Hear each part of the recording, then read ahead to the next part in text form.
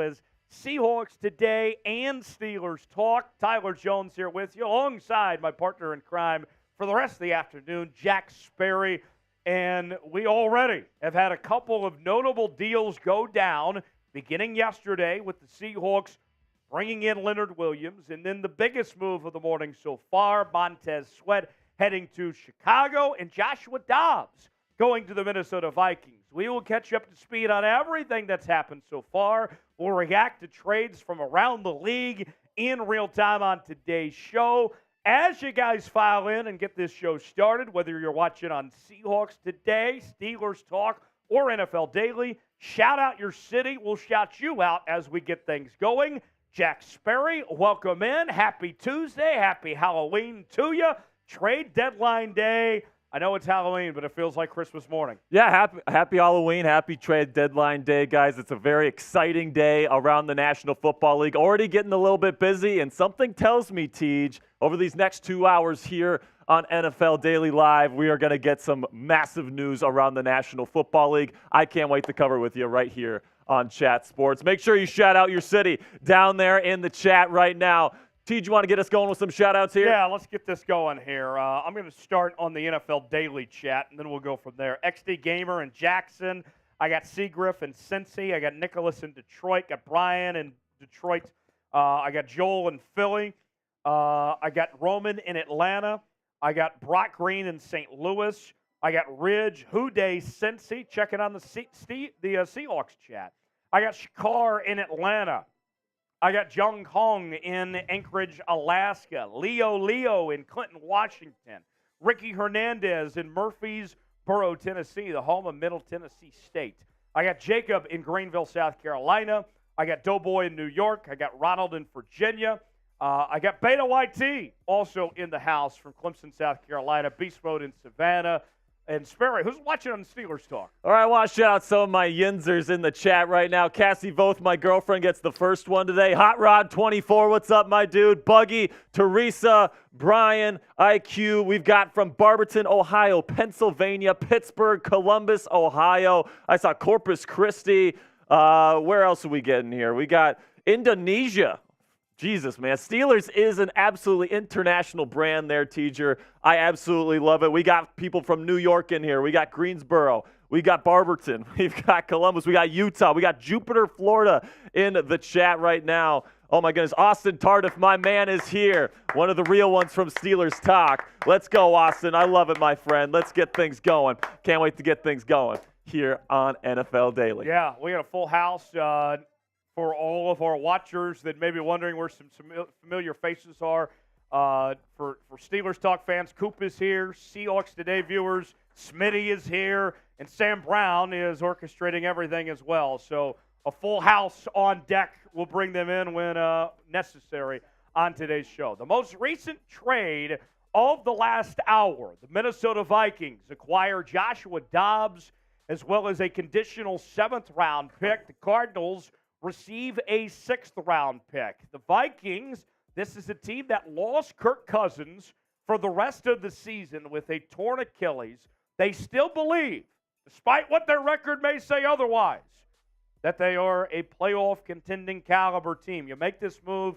Sperry, I'll say this, Josh Dobbs' credit, although the Cardinals have been awful, he's actually done okay. Yeah, he's been okay. This isn't a bad idea for the Minnesota Vikings. You didn't give up a ton. You're going to try Jaron Hall first, and then if he doesn't quite look right, you go to Joshua Dobbs. I don't hate it for Minnesota. Yeah, I was expecting maybe a bigger move today from them, maybe a Ryan Tannehill or a Jacoby Brissett Tannehill potentially. looked worse than Dobbs did this year. That is absolutely true. I mean, goodness gracious, Ryan Tannehill might be cooked at this point, let's be honest, but Kevin O'Connell, the head coach, has already said that Jaron Hall, the 5th-round rookie out of BYU, is going to be the starter this weekend for the Minnesota Vikings, not Joshua Dobbs.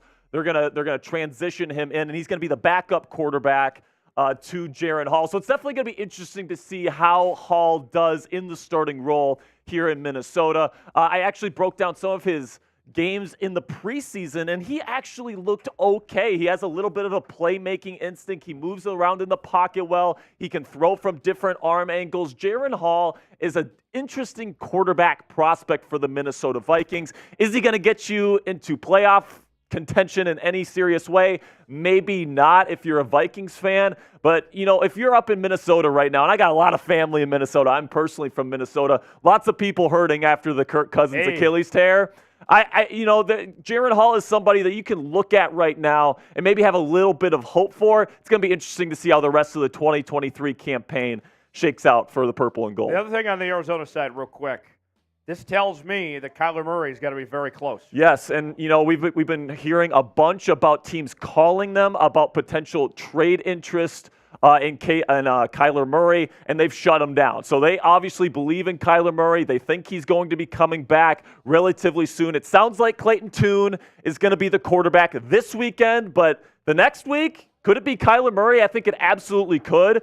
And you know what? I'm very interested to see how Kyler looks in this West Coast offense and Drew Petzing's offense there in the desert. It's going to be a very interesting end to the 2023 season for the Cardinals, in my opinion. The biggest trade of the day so far, the Chicago Bears bring in Montez Sweat from the Washington Commanders in exchange for a 2024 second-round pick. Sperry, I look at this deal here. The Bears, their big missing piece that they didn't really establish this offseason was getting an edge rusher. Yeah, they brought in Yannick Ngakoue, but that was a short-term solution for a long-term problem. Now I know they gave up a second-round pick, and that's a lot. But then you have to pay him as well. Yeah. I understand it wasn't cheap on the part of the Bears here, but they just found their premier pass rusher for the next 3 or 4 years. Yeah, Montez Sweat, somebody that I was a big fan of. I cover the Washington Commanders here at Chat Sports as well as the Steelers.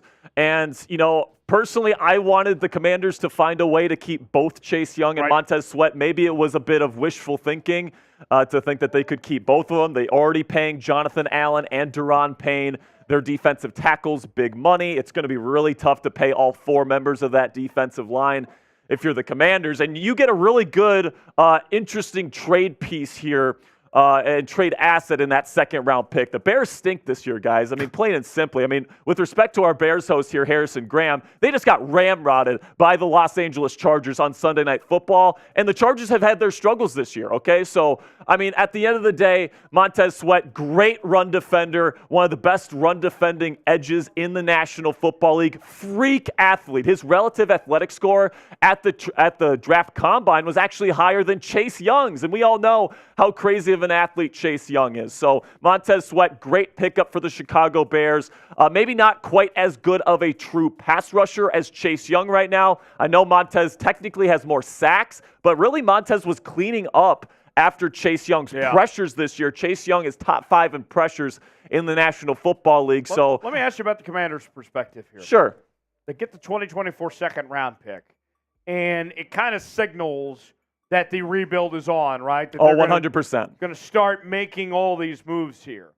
But with that said, to me, it's kind of interesting that you're doing this rebuild, but yet coach and management might not get to reap the rewards of said rebuild. We're going to have you started, but you're all going to be fired in a few weeks anyway. Yeah, exactly. Ron Rivera, I said it since the beginning of this season, with the new ownership group there in Washington, Josh Harris, Magic Johnson, all these different guys coming in. They don't owe Ron Rivera anything. He's missed the playoffs the last 2 years. If he doesn't make the playoffs here this season, he's probably out of here. And they're saying, hey, we're going to trade Montez Sweat, and we might still trade Chase Young too. Better make the playoffs, though, or you're gone. They're really putting Ron Rivera in a tough spot here. But overall, I do like what I'm seeing here from the Washington Commanders. I think this second-round pick is going to work out for them in the long run. The Eagles and the Falcons making a trade there. The Falcons getting some help on the defensive line. That's a team that believes that they're a playoff team. Get that addition on that front. This Falcons team might be a sneaky good football team here. Yeah, it's going to be interesting with the quarterback situation. We know Desmond Ridder has not been good. Taylor Heineke, I don't think is going to be much better for you. They have a great run game there with Bijan and, Tyler Algier, all these guys that they've got there. They can run the football, and their defense is actually okay, but they're missing some pass rush, and that's what they're trying to address here with Contavious Street.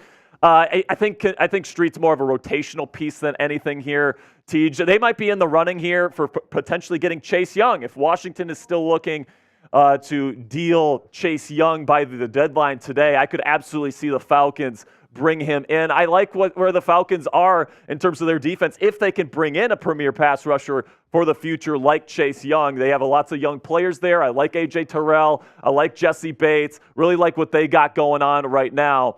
And if you add Chase Young to that lineup there of pass rushers, Calais Campbell and company there, I think the Falcons could have a really good defensive unit personally. Yeah, certainly so. Let's talk about the Seahawks. Their big trade, bringing in Leonard Williams from the New York Football Giants in exchange for a 2024 second-round pick and a 2025 fifth-round pick. The Giants take on most of the remaining contract this year for Leonard Williams, with the idea of them getting the better draft capital. Now, I look at this trade. It's interesting. You look at that Seattle Seahawks team, and we've seen so far this year, Sperry, they've run two-man fronts, three-man fronts, four-man fronts. We know Jaron Reed can play inside and he can play outside both. Now you have that with Leonard Williams here. I know it's a lot, and I understand that, but I expect Leonard Williams to get a second contract. He'll be there beyond the rest of this season. But in Seattle's case here, the flexibility. I know you're a big X's and O's guy. For the Seahawks here to now say, you know what?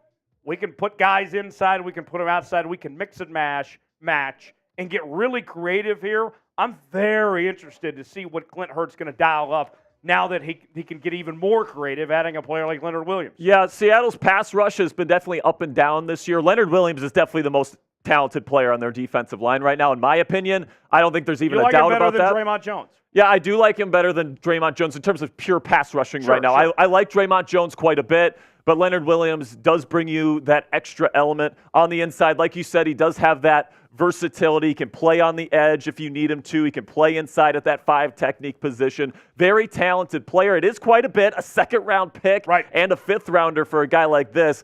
But listen, Pete Carroll and what's the GM's name in Seattle again? Josh Schneider. They clearly believe in this Seattle Seahawks team. They clearly believe in Geno Smith, what they got going with that trio of wide receivers that they got in there right now. I mean, they're playing good football, and now they're really making an investment at this pass rush right now. Really like this move for both teams. Can't wait to see what the Seahawks are going to do for the rest of the year. All right, right now on our NFL Daily Live channel, we have about, 462 likes. We want half the audience. We just need half of you to like today's video. So if you're not a loser, if you're not a hater or a loser, if you're having a great Halloween, hit the like button. If you want your team to make a trade, hit the like button. If you could not think of a better way to spend your Tuesday afternoon than with Jonesy and Sperry, hit the like button. That's all I'm asking. I don't ask for a lot. Just like the video, please. That helps us get this video out to as many people as possible so they can join us and be a part of what we're doing here on our live coverage of NFL Daily. Couple tweets to get to. What do they call it now on X? Are they still tweets? Posts. They're posts now, yeah. Whatever, Elon. Albert Breer of the Monday Morning QB. The Commanders have taken calls on backup QB Jacoby Brissett, but the price has been prohibitive for other teams. They've asked for a day 2 pick. We'll see if the price comes down with Josh Dobbs going for a late-round pick swap.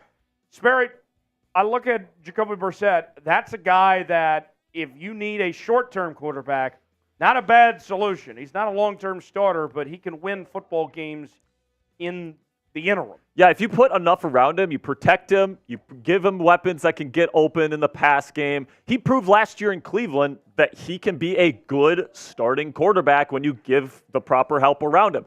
Now, there's going to be a couple teams that get discussed here. New York, I really don't think the Jets are going to be trading for a quarterback, but that's a possibility. Minnesota, I don't think is no longer a possibility. I think Petey talked about Cleveland as a potential landing spot. I know on Brown's Twitter right now, there's a lot of people saying bring back Jacoby Brissett. But I hate to break it to you, Washington, you're not going to get a day 2 pick for this guy. You're just not. He is a Band-Aid for whoever's going to trade for him. And right now, when I look at Jacoby Brissett, I would be happy as the Commanders host here at Chat Sports to get a 5th-round pick for him. I would be happy to get that. If Cleveland offered me a 5th-round pick right now for Jacoby Brissett, I'm absolutely taking that deal. You get an extra 5th-rounder to help build your franchise moving forward. And, Sam Howell, I think, has looked really good. Even if he gets hurt, I think you're punting on the season. I like where Sam Howell's at right now. I would trade Jacoby Brissett. Jeff Howell of The Athletic moments ago posting, still sounds weird to say. Yeah. Despite some speculation, the Patriots have not received any trade calls for quarterback Mac Jones. And based on the way Mac Jones has played this year, I don't know why anyone would want to make any calls for Mac Jones right now. Listen, the Patriots are going to have a new quarterback in 2024. Probably, yes. I would think that call to try to get something is probably next year. If you're looking for Mac Jones to salvage your season at the moment, that ain't the answer right now. No, it's not. Mac Jones has really struggled this year, and I feel bad for him, Teacher. I really do. This offensive situation the last 2 years in New England has just not been it. Last year you have Matt Patricia calling the plays. I mean, goodness gracious. And then, this year, Bill O'Brien just has not been able to get the job done. All right, spam me in the chat for a shout-out. Oh, trade. There's a trade. Hold on the main. Timeout. We have a trade. There's a trade. Ezra Cleveland, the offensive guard from the Minnesota Vikings, headed to the Jacksonville Jaguars. And this deal coming down just a few moments ago. The Vikings made a trade earlier for Joshua Dobbs. Now they send Ezra Cleveland away. We're waiting on the details here, but you look at this Jags team. They're by far the favorites in their division. They needed a little bit of offensive line help. Ezra Cleveland's a pretty decent football player. This is a good pickup for the Jags. Yeah, I like this move from the Jaguars. I think it's a little bit interesting from the Vikings because, they just bought a quarterback at the trade deadline here, and now they're selling one of their interior offensive linemen. So could we see more Vikings players traded by the end of the afternoon? I don't think Danielle Hunter's going anywhere today, but this is definitely going to be interesting to see what the trade details look like coming in. Second-round pick, Ezra Cleveland, by the way. Yeah, exactly, 100%. And, this is going to be definitely interesting to see these details come in. Ezra Cleveland's a good player.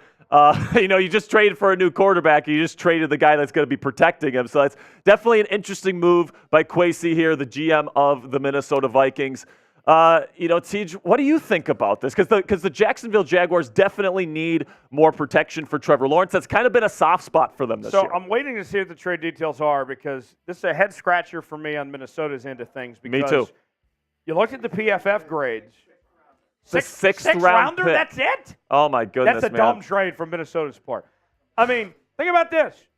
A couple days ago, last I looked, the PFF grades on Ezra Cleveland, I believe he was in the 70s across the board. I'll check on that right now. We'll see but if the numbers have changed. I think he's been doing pretty darn well. The entire offensive line in Minnesota has actually done pretty darn well. Who did he piss off? I don't know. They did It's a huge win for Jacksonville. This is a stupid trade by Minnesota. Yeah, Ezra Cleveland, 73.8. He's currently the 8th highest graded offensive guard in football. For a 6th-round pick? For a 6th-rounder. I guess, you look at the trade value proposition here, interior offensive lineman, it's a lower value position, but you're getting a top 10 guard in the National Football League for a 6th-round pick. I don't get that. I know my dad right now is probably watching this right now. He's a huge Vikings fan. He probably hates this trade right now. You're giving up a really good player. Okay, who won the trade, Jags or Vikings? Spam J. If I see a V in there, I'm going to be just shaking my head and wondering, you don't know ball if you're spamming V right now. It's clearly the Jags, and it's not even close. Just a 6th-round pick? That's it. I can't believe this. I really can't believe this. From somebody that, has a ton of Vikings fans that are friends and family. I'm going to get a ton of texts tonight about this trade because this is awful from the Minnesota Vikings, in my opinion. I don't know what they're thinking here. I mean, a 6th-round pick for a top 10 guard in the league, it's either they don't believe in Ezra Cleveland long-term and they just wanted to get something for him while they still could, or they just don't know what they're doing.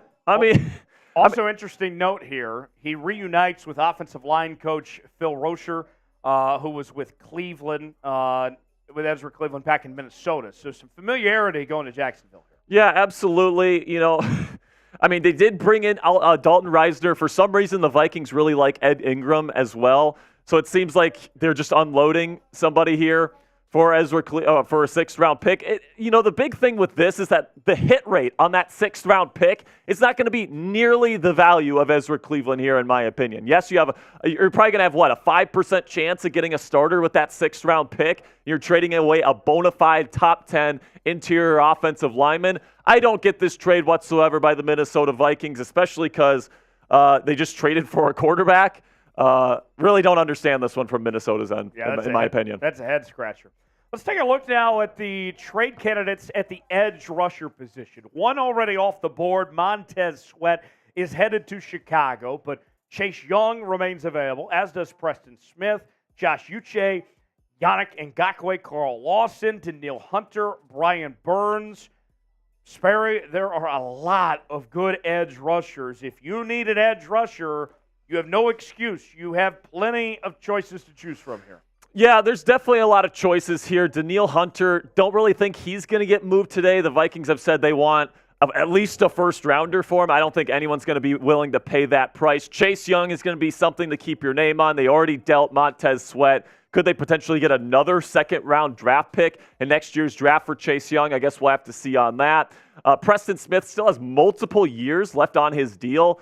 I really don't know if he's going to get dealt today. Josh Uche is very interesting, very athletic guy from New England. Carl Lawson, definitely another guy too. Brian Burns, I love Brian Burns. I think the Carolina Panthers asking price is going to be a little bit too high. Not sure he's going to get dealt, but we'll see. Yeah, we will see. Inside linebacker trade candidates, Devin Bush, Josie Jewell, Patrick Queen, Denzel Perryman. I would be shocked if Patrick Queen gets dealt. Personally, Devin Bush, it's interesting because he was brought in before they knew that they were signing Bobby Wagner and before they knew Jordan Brooks was going to be healthy. Yeah. So they don't really have a need for Devin Bush anymore in Seattle necessarily. Josie Jewell, I think, is the one probably the most likely to get dealt of these inside linebackers. Yeah, I would agree with that. Denver, they say they're not doing a full-scale fire sale mode right now, but I think they definitely are. They're willing to get rid of some of these pieces for the right compensation. I would agree that Patrick Queen, probably unlikely today. The Ravens are playing really good football. I think they're actually going to extend Patrick Queen. I mean, that'd be interesting if they extend him and they're paying both Queen and Roquan Smith at the inside linebacker position, especially after just paying Lamar Jackson. So that'll be interesting to see moving forward. But Devin Bush, Seattle Seahawks, he played with my Pittsburgh Steelers last year. He was old and slow last year. He's definitely getting close to cooked status at this point in his career, in my opinion. My Steelers audience knows well how many tackles he missed for the Pittsburgh Steelers last year. And now we take a look at some of these cornerback trade targets here. There's quite a few cornerbacks to choose from. Kaiir Elam, a former top draft pick out of the University of Florida. Adoree Jackson, a former number one corner in this league, hasn't lived up to that status this season. Kind of a big contract too. Not sure how many teams would be interested in him. Jaylon Johnson is the guy that we're keeping our eye on here, especially my Steelers audience. Apparently the Steelers are looking for a corner and they're locked in on Jaylon Johnson. Kenny Moore, another good player, former Pro Bowler. Any team would love to have a Kenny Moore on their team. Great person too. Marcus Peters and Patrick Surtain is probably not going to happen tonight. I think that they're probably going to ask for 2 first-rounders and maybe even a player. I really don't think the Broncos are going to get that at this point. He's the guy that teams would want the most. Yes, but he's probably the least likely to get traded. Right. In Jaylon Johnson's case, requested the trade this morning with the deadline coming up later this afternoon, in less than 2 hours from right now here. Jaylon Johnson, that could be a difference maker for somebody. What's it going to take to get a Jaylon Johnson deal done?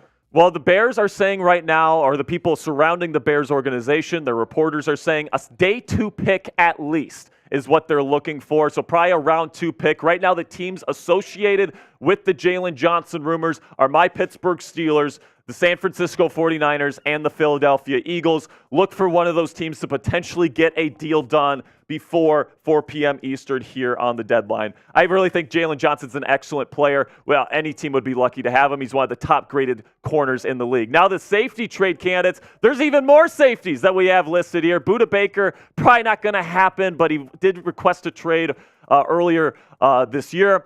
Julian Blackmon, Jeremy Chin, Kyle Duggar. Kyle Duggar is a Swiss Army knife extraordinaire there in New England. I don't think Belichick is going to want to get rid of him just because he's so valuable to what they do there with the Patriots. Kareem Jackson, another Denver player listed. Xavier McKinney can play free safety, strong safety, can play in the slot. Super versatile player, just like Kyle Duggar. And the Giants are definitely selling because they traded Leonard Williams. Harrison Smith, a bit older, but great instincts. And then Justin Simmons, more of a true free safety. Denver's definitely going to be looking to move some people here before the deadline, in my opinion. So let's get active in that chat. Chat's been a little quiet, not going to lie right now. Time to wake up. We got 90 minutes till the deadline, folks. Spam me in the chat. Sperry's shouting everybody out that spams me. Our last record last year was 601. Can we beat that this time?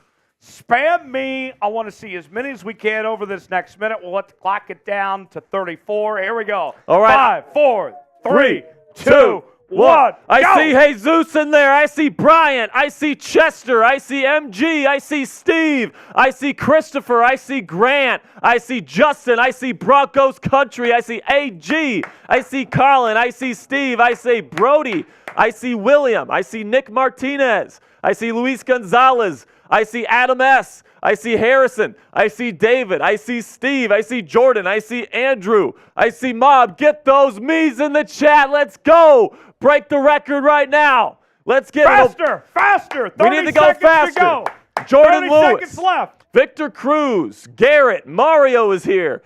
Motor City. Roman Ham. Robert. Devin. Bert. Let's go, man. This chat is on fire. Keep it going, people. Break the record right now. Angel. We got Cass. We got Tarek. We got Oblivion. We got Daryl. We got Bradley. We got Flawless Edits. We got Mike. We got Major. We got Kilo. We got the Nerd Durg. Nice name. Steve M. Brock Queen. Bright Green. Zach Green. Joe Taylor. PM3. Let's go, man. I love it. Keep it coming. Keep it coming. Don't slow down. Don't slow down. Let's check in on Steelers and Seahawks here on the Mees. On Seahawks, I got Apollo, Sup, Lisa, Beta YT, Tyler, Aiden, Christopher Bryson, Jose, Adam, Kayvon, Liam, Sup, Ryan, Liam, Keegan. Who's on Steelers? I got Steelers Dad. I got Kyle King. I got Ed. I got Ali the Reaper. I've got Timmy G. I've got Budigo. That one's a new one. Steelers Gang 1. I got Todd. I've got Michael. I've got Tyler. I got Ken. I got Kevin. I got Michael. I've got Ed. I've got, let's see, Steelers Dad's in there. Gary Reynolds. What's up, Gary? Good to see you, my friend. That is who all the Insers in the chat right now. My friend Tyler Jones. All right. Folks, if you haven't already, you need to subscribe to Chat Sports for daily NFL news and rumors, interactive live shows every week, Tuesdays and Thursdays, as we scour the National Football League for the latest happenings on your favorite team and more. And we do our Red Zone channel each and every Sunday as well. Subscribe now, and you will be glad you did here on NFL Daily. Let's check in on some of the trades that have happened over the last 24 hours. Leonard Williams headed to Seattle for a 2024 second-round pick and a 2025 fifth-round pick. Sperry, real quick, who won that trade? I'm going to say the Seahawks, actually. I mean, you never know with these draft picks, but I think the Seattle Seahawks needed pass rush. They ended up getting it here with Leonard Williams. Then in Philadelphia, Kevin Byard is there at the safety position in exchange for a 2024 fifth-round pick, 2024 sixth-round pick, and Terrell Edmonds. Sperry, the Eagles, they needed some safety help, and they got it. They got it. They got one of the best free safeties in football. And hell, If I was the Steelers GM right now, I would have traded a 5th, a 6th, and like Keanu Neal for Kevin Byard. I mean, goodness gracious, the Eagles absolutely got a steal with this trade. Howie Roseman's a genius. It just seems like he always pulls these kinds of deals off. That wasn't the only deal the Eagles did. They traded away a 6th-round pick to Atlanta as Atlanta gets some much-needed help on the defensive line and also picks up a 7th-round pick. Sperry, I know there's question marks at that quarterback position, but Atlanta might be a sneaky good team there in the NFC South. Yeah, they're a scrappy bunch. They can run the football. They've got some really good pieces in the secondary there in Atlanta. This is kind of a lower-level trade. Kentavious Street, probably more of a rotational piece, but watch out for the Falcons to potentially go get Chase Young before the deadline hits. Then the biggest trade so far, Montez Sweat headed to Chicago in exchange for a 2024 second-round pick. The Bears get the edge rusher they were looking for, but it comes at a price. Not just the second-round pick, but they're going to have to pay him some big money too. Yeah, they're going to have to pay him quite a big contract. This is a move for the future with Chicago. They know their team. Probably not going to be a playoff team this year, but Montez Sweat, they're hoping, is going to be the cornerstone at the edge rusher position for them moving forward. The Vikings, they get a quarterback, Joshua Dobbs from Arizona, with a conditional 7th-round pick. They give up a 6th-round pick. Jaron Hall going to be the starter for now, but Joshua Dobbs, if Hall can't get the job done, Dobbs is not a bad second option for Minnesota. Yeah, I know there's going to be a lot of Vikings fans out there that are going to think that they could have done better here, and they might have been able to, but Joshua Dobbs played pretty decently in Arizona this year, played in a very similar offense to what Kevin O'Connell likes to run in Minnesota. So if Jaron Hall ends up just being terrible this year, and there's a significant possibility that is actually the case, Joshua Dobbs is going to be able to carry the torch here moving into the 2024 season. And that wasn't the only trade the Vikings made. They acquired a 6th-round pick in exchange for Ezra Cleveland, who goes to the Jags. Ezra Cleveland, one of the highest-graded offensive guards in the NFL. Jags didn't have to give up much for a former second-round pick. I really like this trade for the Jags. I don't know what the hell the Vikings were thinking here. This is an A-plus for the Jacksonville Jaguars. You get a top 10 offensive guard in football. This is the weak spot on the Jacksonville roster right now is their offensive line. And all you have to give up is a 6th-round pick. Are you freaking kidding me? This is an absolute highway robbery by the Jacksonville Jaguars over the Minnesota Vikings, in my opinion. All right, Super Chat menu. I haven't seen any Super Chats come in on Seahawks yet. Have we got any on Steelers yet? I have not got any on Steelers yet. Who's going to send in the first Super Chat between our channels? Who gets there first, Seahawks or Steelers? The race is on. $ below the chat box if you want to contribute. The loser has to eat one of these nasty Bean Boozled jelly beans. How about that? Seahawks fans, send me $1. I don't care. Send me $1 right now on Steelers. Don't make me eat one of those jelly beans. Get it beans. in right now. I am not eating one of these jelly beans. The loser has to eat one of these jelly beans right now. Any Super Chat equals a shout-out. $2, we'll talk about your team. $5, we will give a hot trade take. I'm sure Sperry's got some hot takes cooking up. $10, do a little beard cheers. $20, round of shots for everybody in the studio here. We'll see who sends in that first Super Chat, whether it's Steelers or Seahawks. I know we got some NFL Daily ones to get to as well. Oh, I just got one from Gary Reynolds. Suck it, teacher. You're eating one. Let's go. Seahawks fans, you let me down. Everybody in the Steelers chat, type Gary. Let's go, man. I love it, Gary. Here you go, Teach. All right. A Seahawks Super Chat just came in. Everyone spam Gary in the chat, Steelers Nation. Beat it by about 30 seconds. Gary. And by the way, we got a $2 Super Chat on Steelers from Steven Thompson. Thank you so much, Steven. You're the best. I'll eat the jelly bean. Shout out to you, Gary. Drip. I'm not going to tell a teacher what this flavor is, by the way. Okay. Drip Leon with a 2 on Seahawks says Chase Young to Seattle. That one, you know, I would like to see Chase Young, but I would be very surprised if they made that move. But nonetheless, Drip, thanks for the $2 Super Chat. Even if it was 30 seconds late, I'll still eat the jelly bean. Yeah, Seattle gave up already gave up their second round pick. All right, here we go. Oh. Earl Wolf has a Super Chat. Earl Wolf says, can I get a shout-out from Spokane, Washington. What's up, Earl Wolf? Thank you so much for your $2 super chat. As I eat this just nasty jelly bean. Smitty, do you know where, what university is in Spokane, Washington? It's in Gonzaga. Don't say it. Why'd you give it away, Coop? No, Sperry. It was a quiz for Sperry. I said Sperry. But who doesn't know that Gonzaga's in Spokane? I thought I said Sperry. Oh. Okay. You said Smitty. You did say Smitty. Okay. All right. All right, let's just get through these right here. The Amazing World PC says the Amazing World PC. Well, thank you so much, See, my I knew friend. Smitty knew that answer. And by the way, we got a $5 super chat on Steelers from Todd Hastings. What's up, Todd? Really do appreciate the super chat. We got a $1 super chat from Judicial Roller Coaster. Thank you so much, my friend JR. Thank you so much for that dollar. Michael with a 5. Trade idea. Lions get Devontae Adams. Raiders get Jaylon Williams, 23 first, 24 second. I'm living fantasy world, but I like this trade. Who says no? The Raiders. The Raiders say no. The Raiders say no. They absolutely say no. Well, I mean, Devontae Adams, so they get Williams, a first rounder, a second. I don't think that they get that. I think the Raiders say no to that. Raiders aren't trading Devontae Adams. They're not trading him. They're just not. Smitty says he's taking that trade. But we got Lou Gotti. John Lunch will get aggressive again. Are we calling him Lunch now? Says, do you think John Lunch will get aggressive? I do. I do think the Niners are going to make a big move before the end of the day. I think they're trying to get Jaylon Johnson right now. They've had some defensive struggles the last couple of games, 3 straight losses there in the Bay. I could definitely see John Lynch getting aggressive here at the trade deadline. And then Todd Hastings, this one's from Steelers. Let's go, man. He says video game. He sent in a sticker here, a character. So thank you so much, Todd, for that $5 super chat. There was 2 more on Seahawks that came in from a drip that we'll pull up real quick.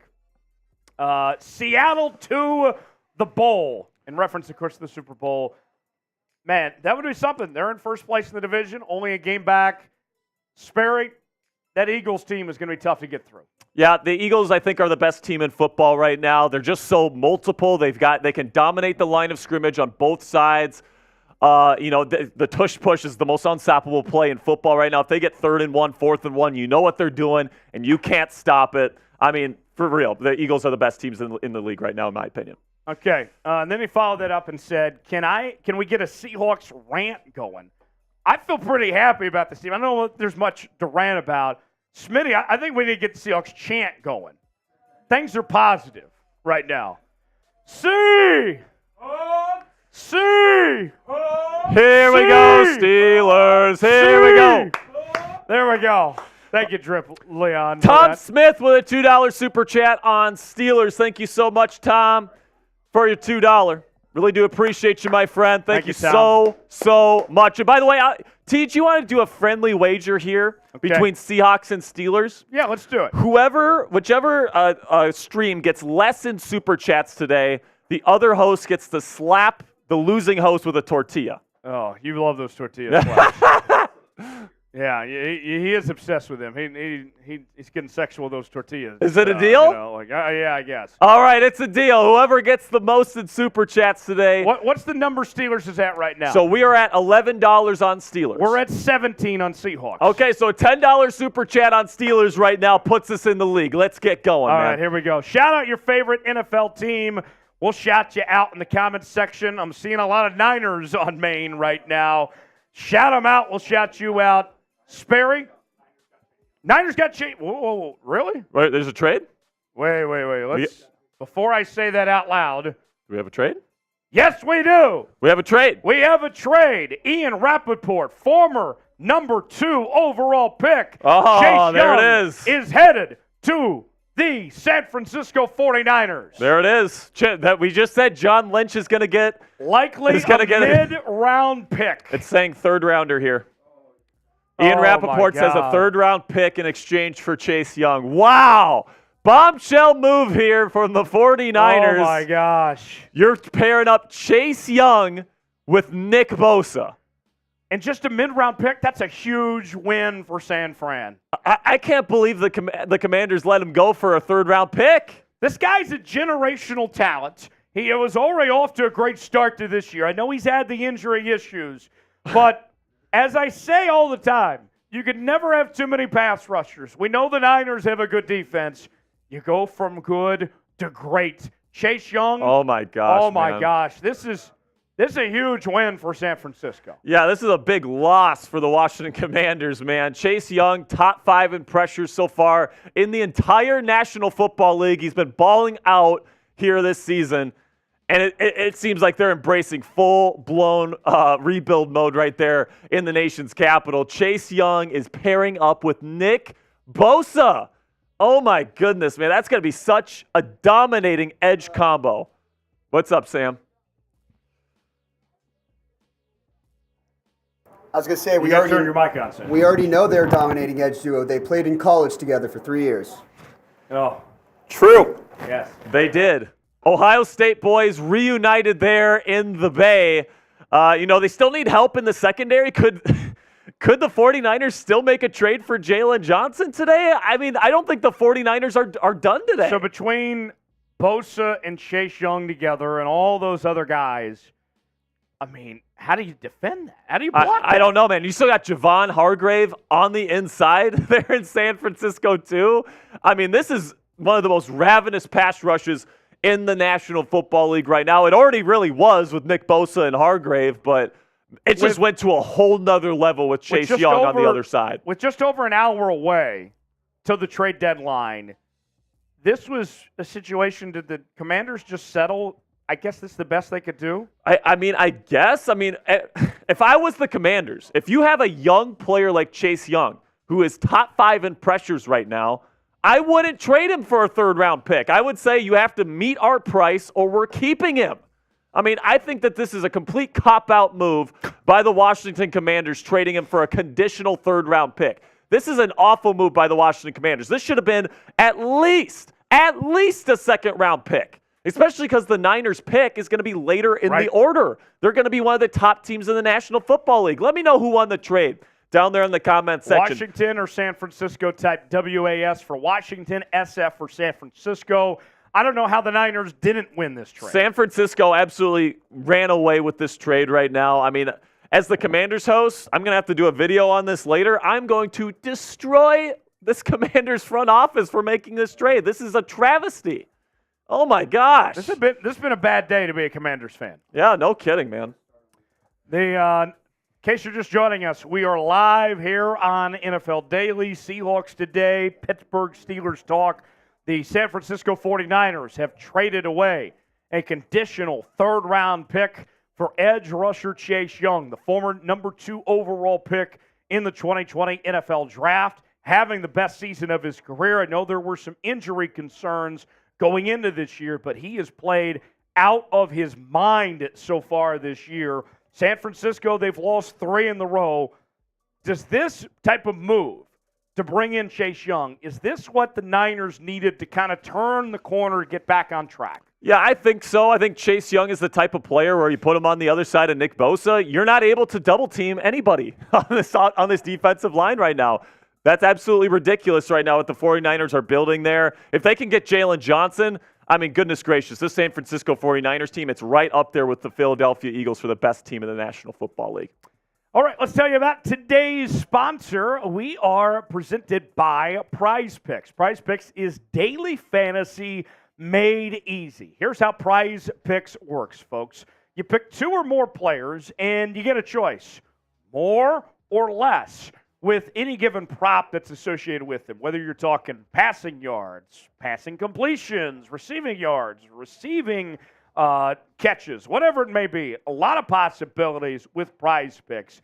And if you go to prizepicks.com/CLNS, we are giving a $100 deposit match when you use the promo code CLNS. Here's what I'm playing this week on PrizePicks, folks. I got Dak to have less than his given total. I got Josh Allen to have less than his given total. I know those guys got big arms and everything, but I think that they come back down to earth a little bit, personally speaking. Play along with me at prizepicks.com/CLNS and use that promo code CLNS at checkout for a $100 deposit match. PrizePicks, the place to go for daily fantasy made easy. Some more super chats rolling in. Let's start off with the judicial roller coaster. Adams to KC or Baltimore, at least fire Josh McDaniels. It was only a matter of time before we got one of those in there. No way in hell are the Raiders trading Davante Adams, and definitely not going to let him be a Chief. Yeah, they're not going to let him be a Chief. No way that ends up happening. There's no way. I don't think Davante Adams gets traded today. The Raiders have already said a number of times, we're not trading the guy. So I don't know why people are like, let's trade for Davante Adams. It's not happening, people. Let's stop with this madness. Davante Adams, I know he's upset and frustrated there in Las Vegas, but he's going to be a Raider for the rest of the season. So John wants me to get rid of this red Under Armour pullover for a white sweater. I don't understand that one. Oh, I think he says that he likes your fit over me. Oh, okay. Well, thanks. We should trade. Trade? I don't think so. I'll stick with what I got. But John Edwards, I'm cool with what I got. Thanks. I appreciate the offer, the John former Edwards. vice declined. presidential candidate, we appreciate it. Zane Poles. Lane Poles. Thank you. I've seen reports Steelers got Jaylon J. That would be fake news. Yeah, that'd be fake news right now. The Steelers have not traded for Jaylon Johnson. They are interested in trading for him, but no deal has officially been made yet.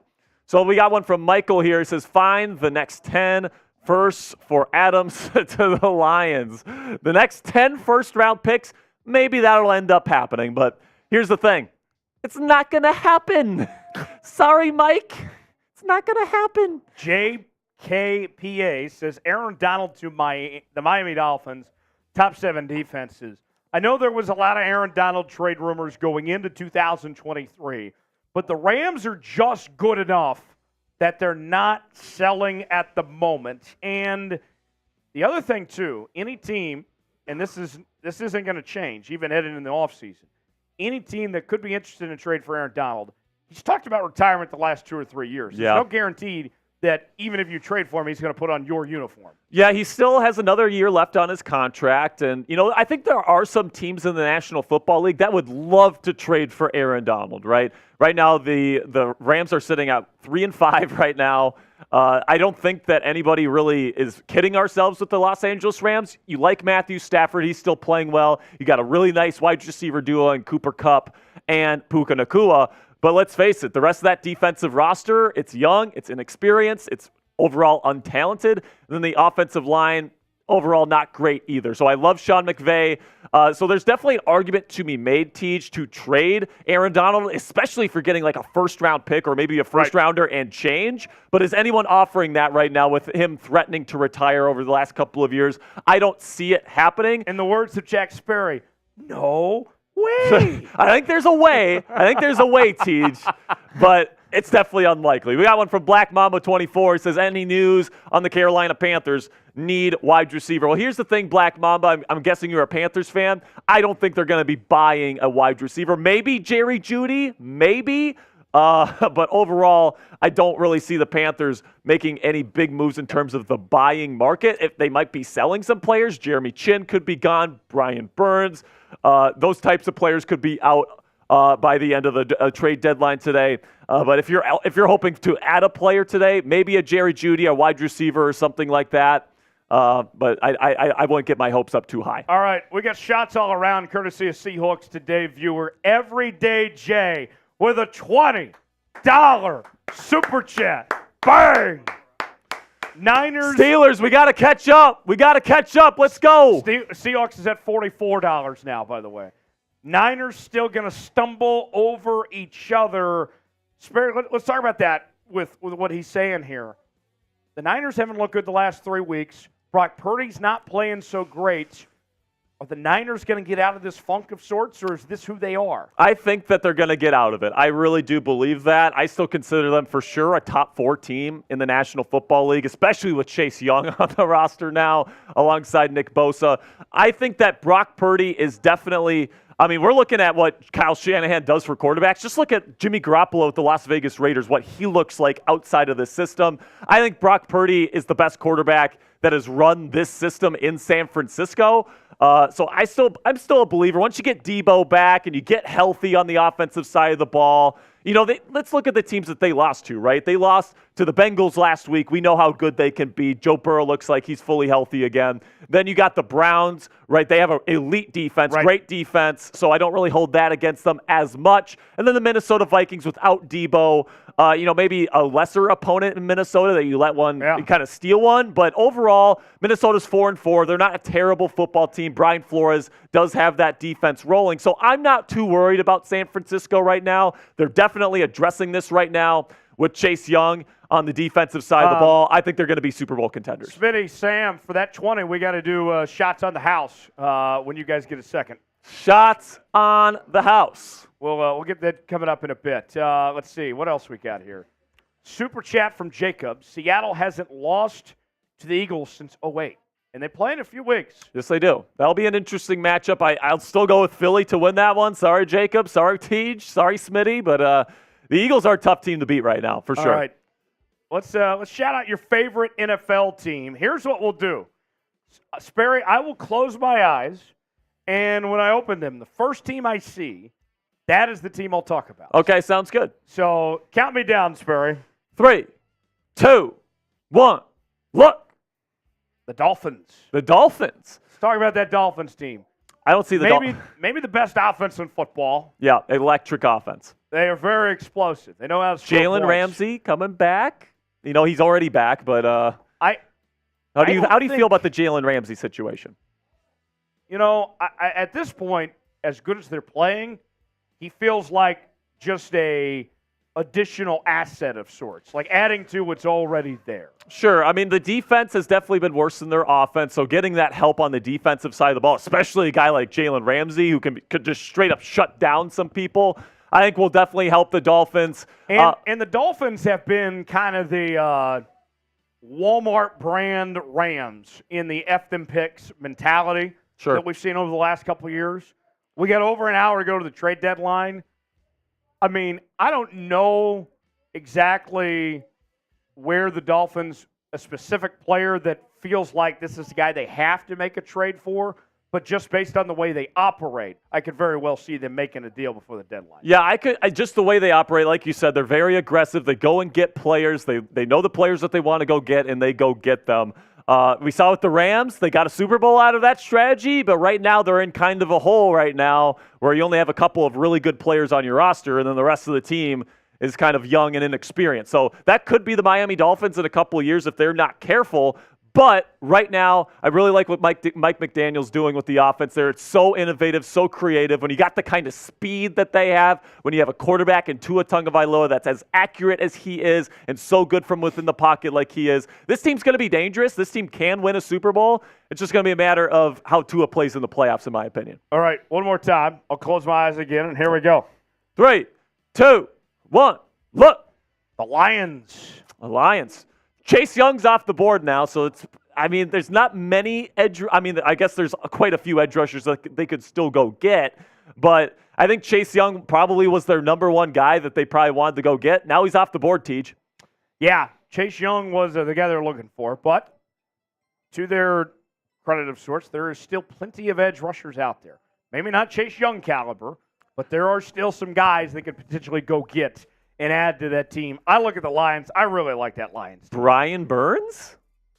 Interesting. Maybe. I mean, you have to give up it costs a pretty penny, I think, but could it happen? I could see Brian Burns in Detroit. Yeah, that could make sense. I mean, I don't know how the financials work out with that situation. Well, but the Lions actually have a ton of cap space. Yeah, so I think that's something that could actually work. Brian Burns to Detroit, put him on the other side of Aiden Hutchinson. That defense is so much better this year than it was last year.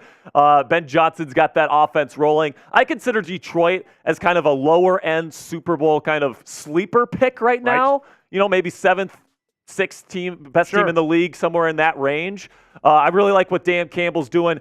Dan Campbell is proving right now, Tej, that the main function of an NFL head coach is to be a culture builder, to get people to buy into what you're selling. That's what Mike Tomlin does so well in Pittsburgh. That's what Dan Campbell is doing so well in Detroit. Yeah, certainly. Sperry, you got to go, but appreciate your time here today, man. You got some updates coming up on the trade we're about to talk about here in just a second over on Commander's Report. Yep, I got about that Trace Young and Montez Sweat deal. Busy day in Washington. Yep, got to go to work, folks. Really do appreciate everybody that tuned in here. All right, I'll stick around, though. I will be back, right?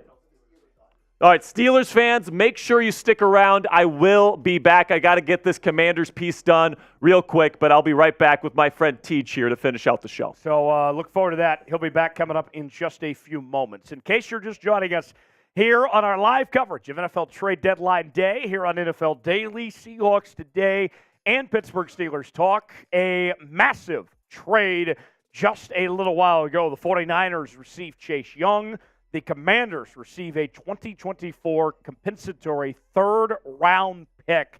The second trade of the day for the Washington Commanders. Already moved on from Montez Sweat. Now they move on from Chase Young as well. Their two young pass rushers are gone. This Niners team on a 3-game slide as of late, a team that has high expectations for 2023, believes they're a Super Bowl contender, trying to find something. We've seen John Lynch be aggressive, historically speaking, with some of the moves that he makes. In another one right here. Former number 2 overall pick, might I add you. Granted, he's had some injuries as of late, but he's looked really good. A huge win for the San Francisco 49ers and puts the rest of the league on notice that San Francisco is not going away. The Commanders officially start their rebuild today. And if we're going to be honest, based on the way the Commanders have played the last few years, I mean, the rebuild never started to begin with a couple of years ago. Who is the next player to be traded? Chime in that chat, and we'll shout you out and get your thoughts of who you guys believe that a next player to be traded is. Let us know, and we'll shout you out here in the chat. I see Gavin says Darnell Mooney. I see Demon Ford says Jaylon Johnson. Jack says Miles Sanders. CJ says Patrick Surtain. I've already seen a Kai Soto in there, too.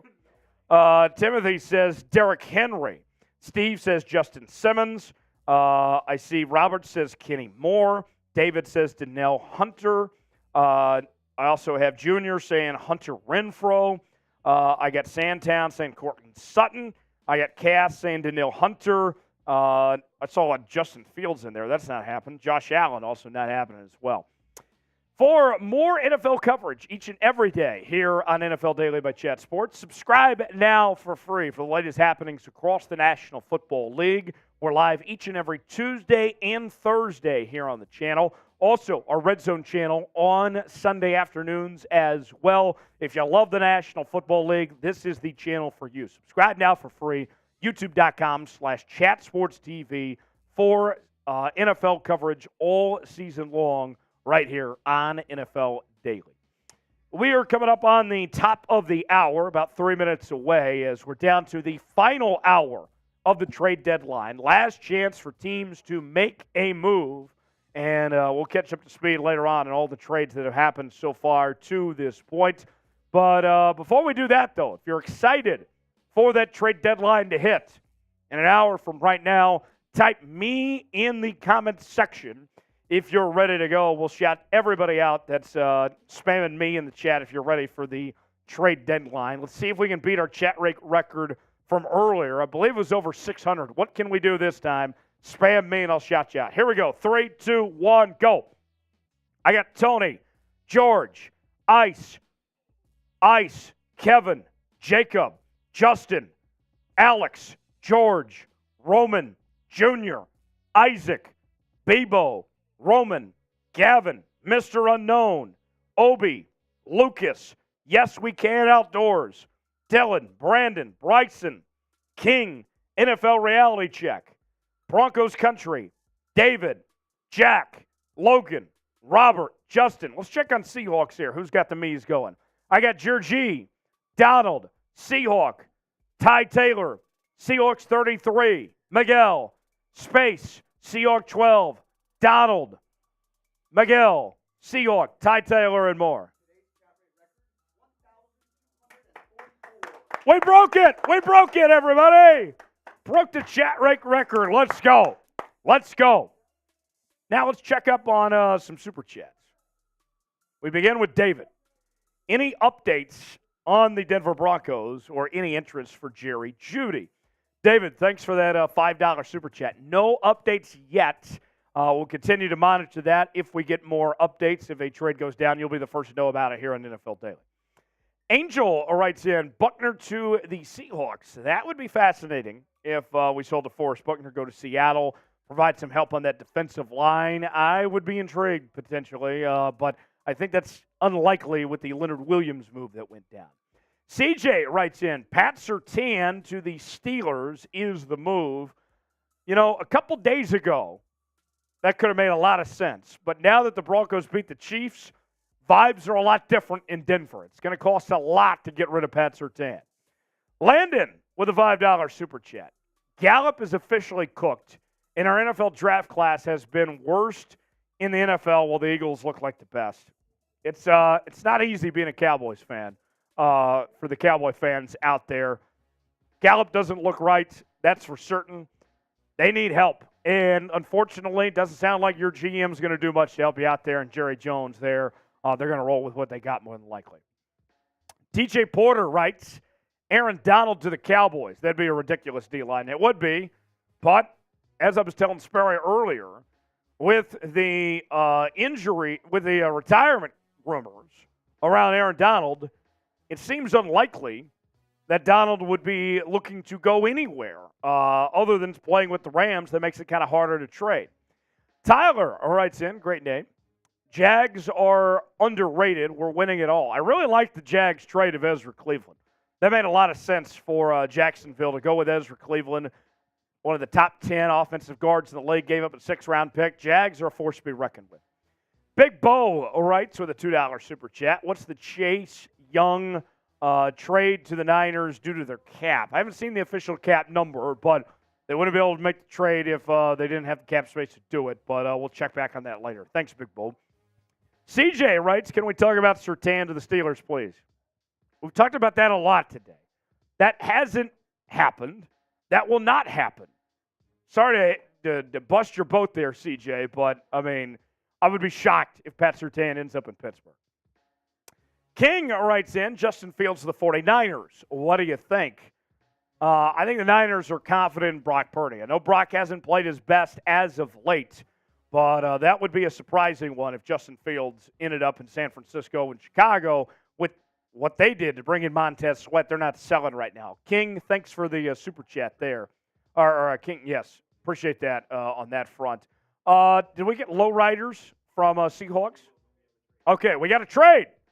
Trade alert. Donovan Peoples-Jones is headed to the Detroit Lions from the Cleveland Browns. Trade alert coming in just moments ago. The Cleveland Browns receiver headed to Detroit. And Detroit, already a fantastic football team, one of the best in the NFC, and they are going to get better. Another weapon for Jared Goff and that Detroit Lions offense. We'll wait and see trade details. Sam, go ahead.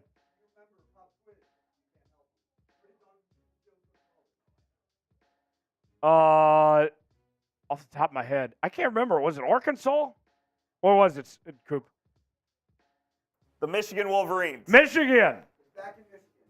Back in the state of Michigan. He's back home. Donovan Peoples-Jones makes his return. They get him out of the nasty state of Ohio to the state of Michigan that joined the Detroit Lions. And I got to tell you, we'll see what the trade details are. But credit to Dan Campbell and this Detroit Lions team for being aggressive, for going all after it. This one, I like this for Detroit potentially. We'll see what the trade looks like. But that one, Detroit Lions clearly going all in. Lowrider Chev 64 with a $20 super chat. Bang! That puts Seahawks at $64. I don't know what Steelers is at, but I would imagine they're pretty behind in this battle between us and Steelers right now. That's shots all around. We owe a couple different shots. We will take plenty of shots. Don't worry about it. I got my guys Sam Brown here. I got Jeffrey Cooperstein here. We owe a couple shots. Fireball is here. It is cold. Bottle Girl Sammy. Bottle Girl Sammy. There we go. Sam, showing them off. Let's go. Let's go. Shots all around. Less than an hour away. How we feeling, Coop? We feel great. How about yourself? I feel great. I'm going to feel great after these shots, especially. Down to the final hour. If you're watching at home, well, obviously you're watching at home. Get a shot glass out and drink with us to send some good luck to your team as we enter the 11th hour. Cheers, fellas. Cheers. Let's go. The first of two. Cheers. Woo! Oh, that's real Fireball. That is strong. You weren't messing around today, fellas. No. We're getting hammered. F it. Why not? Why not us? Spam shot in the chat. We're taking real Fireball shots. These are cold as ice. I am feeling it. I was not expecting. Cheers. Cheers. Woo! Oh. Good. Nice. Oh, mama. Let's go.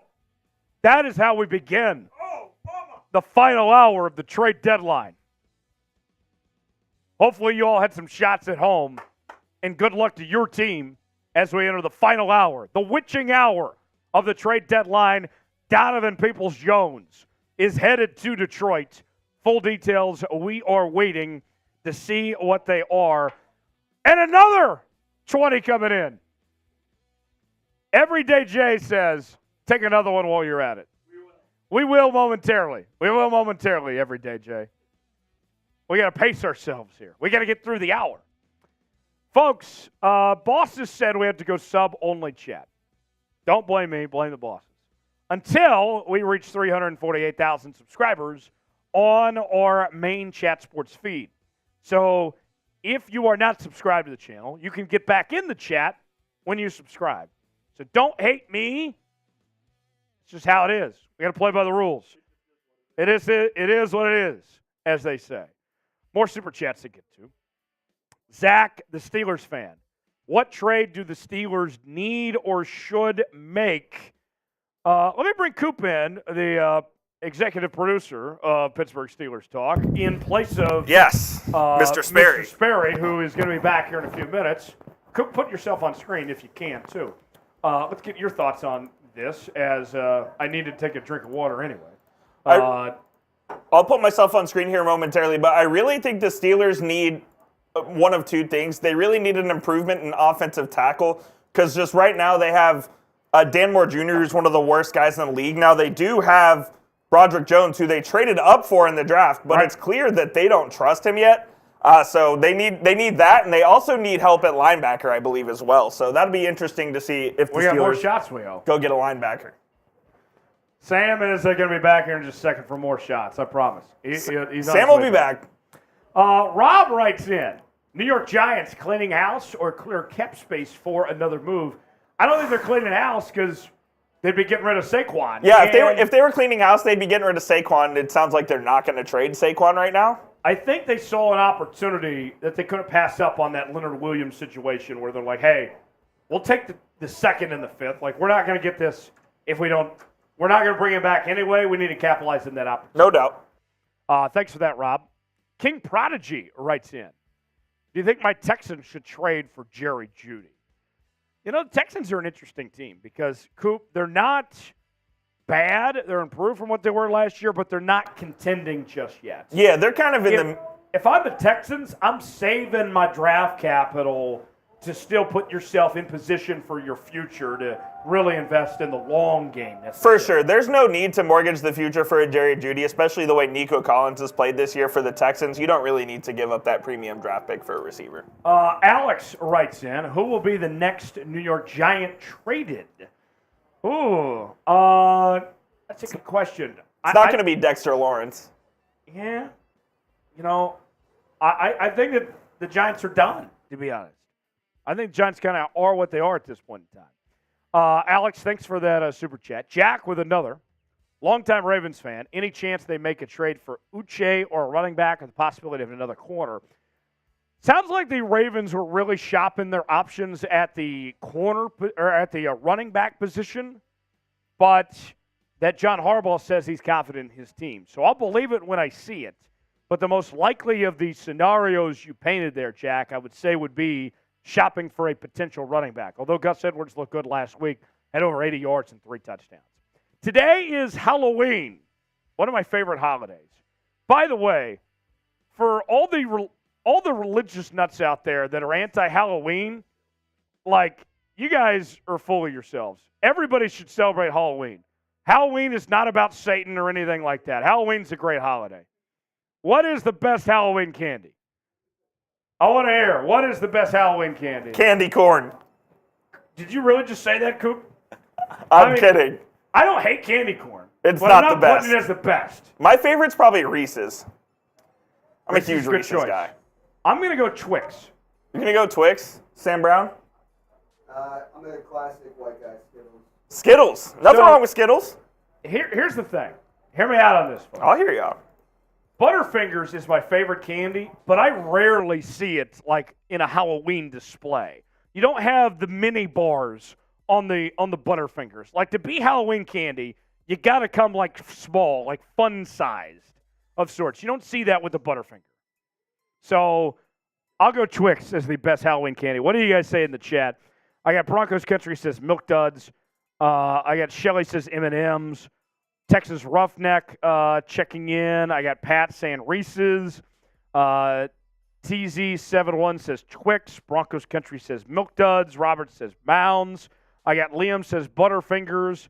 Mr. Babb says Twix. Seahawks 12 says Butterfingers are trash. What the hell? Why is Butterfingers taking strays here? If you don't like Butterfingers, then you eat corn the long way. Butterfingers are good, man. Joseph says Snickers. Draken says candy pumpkins. I can't remember the last time I had a candy pumpkin. Darwin says Halloween is the devil's holiday. I mean, really? No. Halloween has nothing to do with Satan. I can tell you that right now. All right, now we get trade details.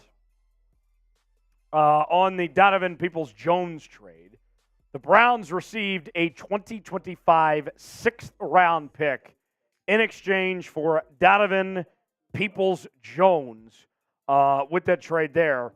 I got to say, ton of value there for the Lions to give up a sixth-round pick next year.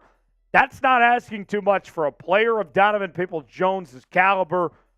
I like this move for the Detroit Lions. I don't know what the Browns are thinking, if they phased him out of their offense, if they've given up on him, but Donovan Peoples-Jones is a good football player. Coop, I mean, 2025 sixth-round pick, that's a steal for the Lions here. Yeah, the Lions get a much-needed weapon that they need for the former wide receiver out of Michigan. DPJ never quite worked out there in Cleveland, and he heads to Detroit to make a run here at the postseason. Yeah, and then the other big trade that happened within this last hour, Chase Young headed to San Francisco for a 2024 compensatory third-round pick. Chase Young, we already know the Niners had a great defense.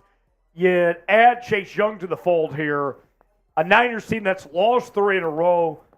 Coop, we knew that John Lynch was not going to end this day quietly. No, there are two GMs who are ultra aggressive, and they're the two GMs of the two best teams in the league, and that's John Lynch in San Francisco, and that's Mr. Howie Roseman over in Philly. So they both make aggressive moves, and that's why their teams are at the top of the totem pole right now. The biggest head-scratcher trade of the day. The Jags get Ezra Cleveland. They give up a sixth-round pick. Good for the Jags to get Ezra Cleveland, one of the top 10 guards in football. But why on earth the Vikings move on from Ezra Cleveland? This one just doesn't make sense to me. Huge win for the Jags. I don't know what the Vikes are thinking. Yeah, it makes no sense, especially because the Vikings also traded for a quarterback. So they're not tanking. You'd think you'd want to give him some protection. Obviously, the Vikings needed a QB after Kirk Cousins tore his Achilles and is out for the season. But yeah, the Cleveland deal doesn't really make much sense to me. Yeah, and Joshua Dobbs going to Minnesota with the injury to Kirk Cousins. This Minnesota Vikings team, I know people are wondering, how good are they? Can they contend? This shows the Vikings are saying, hey, we're not giving up on the season just yet, that we're going to ride with Joshua Dobbs. Dobbs, of the quarterbacks out there, not a bad choice necessarily. The biggest trade of the entire trade deadline to this point, Montez Sweat leaving the Commanders, headed to the Bears for a 2024 second-round pick. Montez Sweat has been incredible, off to the best start of his career so far. The Bears looking for a pass rusher, and they got a guy that they'll be calling on for a long time in Montez Sweat. And Coop, with adding Montez Sweat here, you are in a situation where, yes, you gave up the second-round pick, but now you got to pay him as well. This is a huge investment, more than people may realize. Yeah, it's a big investment, and it's weird because they're also trying to trade away Jaylon Johnson, who is one of their best young players. So I'm not really sure what the Bears are doing. This is obviously a move for the future. You're going to have to pay Montez Sweat probably 4 years, $100 million at least as a starting point. So that'll be interesting to see what happens there. It will be interesting to see. And then we had the Eagles and the Falcons making a trade. The Falcons get some help on the defensive line. They also pick up a 2025 seventh-round pick, giving up a sixth-round pick. Coop, I know you love those Falcons. Yes. This is a team that is leading that division. I think that they're ahead of schedule on their rebuild of sorts. Questions at the quarterback position, but the rest of the team coming together pretty nicely. Yeah, they have a really good roster. They had to make this move because, unfortunately, one of their leaders and one of their dogs, Grady Jarrett, tore his ACL and is going to be out for the year. So they went and got Kentavious Street. He's not going to replace Grady Jarrett. Grady Jarrett's a huge loss and is a Pro Bowl caliber player. So this is just a body replacement here. Yeah. All right, another trade for the Eagles. Kevin Byard is headed to Philly. They give up a 2024 fifth-round pick, a 2024 sixth-round pick, and Terrell Edmonds. The Eagles needed safety help. I know that they might have the best roster in football from 1 to 53, but the biggest weakness of sorts was that safety spot. You add Kevin Byard to the mix. Coop, I applaud Howie Roseman because that team, the one thing they needed to address, they took care of. It's what he does, man. Howie Roseman always knows what his team needs, and he goes and gets it. He doesn't care what draft picks he has to use or what players he has to send the other way. Howie Roseman takes care of his Eagles. Big day for the Eagles indeed with that trade they made yesterday. The Seattle Seahawks, my Seahawks Today audience watching right now, is Leonard Williams headed to Seattle after yesterday's trade, giving up a 2024 second-round pick, a 2025 fifth-round pick, and the Giants take on most of the contract for Leonard Williams that was remaining for this year. The Seahawks, they needed help on the defensive line. They needed a pass rusher. They get it in Leonard Williams. It comes at a price, especially when you see, Coop, I mean, hindsight's 2020. The Bears only gave up a second-round pick for Montez Sweat. The Niners only gave up a third-round pick for Chase Young here. I know the Seahawks got the player they wanted in Leonard Williams. That's a difference maker. But did they overspend based on the way the rest of the market went? I never know what to think of NFL trade values. I still think that Leonard Williams is a really good player, and he's going to do a lot of great things for the Seattle Seahawks. In the grand scheme of things, did they probably give up a little too much? Yes, but they ensured that they got their guy that they wanted, and they got him before the deadline day. Right. And, yeah, the Seahawks, now you get a guy that can play in, that can play tackle, play a little bit of both, get some creativity potentially on that Seahawks defense. Who is the biggest NFL trade deadline winner so far? We're under 45 minutes away from that deadline hitting. Get in that comment section and shout out who you believe the biggest winner is to this point. I got to tell you, the Jags had the biggest steal with the Ezra Cleveland deal. Yeah, the Jags are up there. I think the Seattle Seahawks are up there. I really like what the 49ers have done I like as well. the Eagles with what they did with Kevin Byard. Let us know who you guys think in the comment section. Teaser, get some shout-outs there. Yeah, my two answers would be Jags and Eagles so far to this point, with not giving up a ton and getting a lot better, taking significant steps. Who are the biggest winners? Robert says the Niners. Greg says the Niners. Anthony says the Lions. Junior says the Niners. Ram TK says the Niners. AJ says KC. KC hasn't made a move. I don't know how the winners. Alex says the Niners. Jack says the Cardinals. Danny says the Jags. Rico says the Jags. Vivi Gal says the Ravens.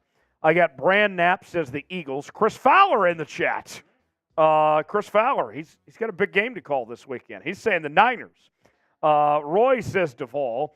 Rico says the Jags. Ethan says the Jags. Crypto Dread says Duvall. Sam says the Rams. I got Robert that says the Niners. Rico says the Jags. Check it on the Seahawks chat here. L says the Niners. Java says the Niners. Nahad says the Seahawks. Chad says the Niners. Seahawks 12 says the Niners as well. The Niners, obviously, a good answer, too, with that Chase Young trade giving up a third-round pick. All right, we are at 969 likes. Nice. Less than 40 away from reaching 1,000. We got 4,000 people watching right now.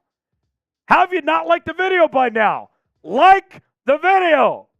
We're down to the final 40 minutes. If you want your team to pull off a move, to win at the trade deadline, like the video. My boss has told me when we get to 1,000 or when we get to 1,100 likes, you have to chug the rest of your Happy Dad. 1,100, and I'm chugging the Happy Dad. Chugging the rest. We're there. That didn't take We're long. there. Just like that. That was you know what? That shows us that you guys are real ones. All right. I will chug the rest of this Happy Dad.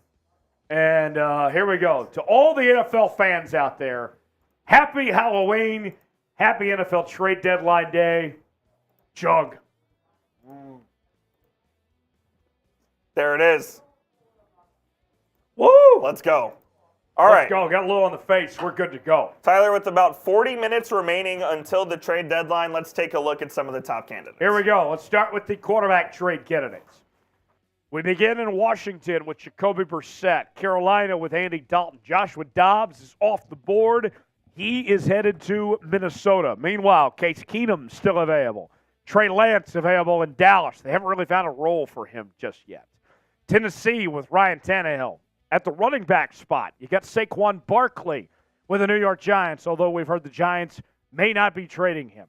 The Jets with Dalvin Cook. Titans with Derrick Henry. Patriots with Ezekiel Elliott. Jags with Dearness Johnson. Colts with Zach Moss. Eagles with Rashad Penny. Panthers with Miles Sanders. The wide receivers include Devontae Adams, although it seems highly unlikely the Raiders make a deal. The Cardinals with Marquise Brown. Giants with Paris Campbell. Titans with DeAndre Hopkins. Broncos with Jerry Jeudy and Cortland Sutton, although the Broncos have a lot more optimism after the win against the Chiefs over the weekend. The Patriots with Juju Smith-Schuster. Then the tight ends. A couple more Patriots, Hunter Henry and Mike Gesicki. Zach Ertz with the Cardinals. Kyle Pitts with the Falcons, which blows my mind that he's available for a first-round pick just a couple years ago. Darren Waller with the New York Giants, also on the list as well. Offensive linemen include Brian Allen, center for the Rams. Trent Brown, offensive tackle for the Patriots. Garrett Bowles, offensive tackle for the Broncos. Ezra Cleveland off the board. He is headed to Jacksonville. Big Mike O, headed from New England. And then Cody Whitehair, offensive guard from the Chicago Bears. Today's show is sponsored by PrizePicks. PrizePicks is daily fantasy made easy. Head to prizepicks.com/CLNS and you can get a $100 deposit match when you play along with us. Here's how it works. You pick two or more players and get the choice, more or less, on any given prop. Here's what I'm rolling with this week. I got Dak and Josh Allen to have less than their given total. I don't think Dak is going to be throwing for 300 yards. That's not happening. Josh Allen, 270? Nah.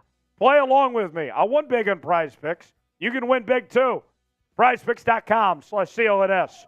Promo code CLNS to play along today. The link is in the comments and the description in today's video. Check out PrizePicks. All right. Just over 35 minutes away from the trade deadline. Clock is ticking. We're down to the final hour, the witching hour. The witching hour of Scott Hansen. I will shout out your favorite team, and or you guys shout out your favorite team. I'll close my eyes and I will pick one, and then we will talk about them. So, Coop, count me down. 3, 2, 1. The Ravens. Baltimore. All right. John Harbaugh said yesterday that he really likes his roster, that he likes this Ravens team. He did not feel like they needed to make a move. And you look at this Ravens team, you can see why. 6-2 record. They are tied for the best record in the AFC. They have a 2+ game lead in their division. Things are feeling really good for the Baltimore Ravens. They are a very good football team. but they could get better. There's been a lot of rumblings about the running back position. Do they trust Gus Edwards and that whole crew to be able to get the job done? Maybe they could use some help on the offensive line. They've been banged up there. Maybe another pass rusher potentially. As they're kind of older in those spots, pass rushers look good, but maybe they could be a step better. I think I would be surprised in the next 35 minutes if the Ravens were to make a move, but if they do make a move, look out for them to get a running back potentially, because it might come down to where they can't say no to one of these top running backs that are out there with the circumstance they're in, trying to get Lamar Jackson some help, because Todd Monken is not running the same offense that we saw previously under Greg Roman. They are running the football less with Lamar Jackson than they ever had before. So they're more reliant on having good running backs. They are buyers by definition, but let's see if they actually make a move. I would be surprised. They're not selling, I can tell you that much.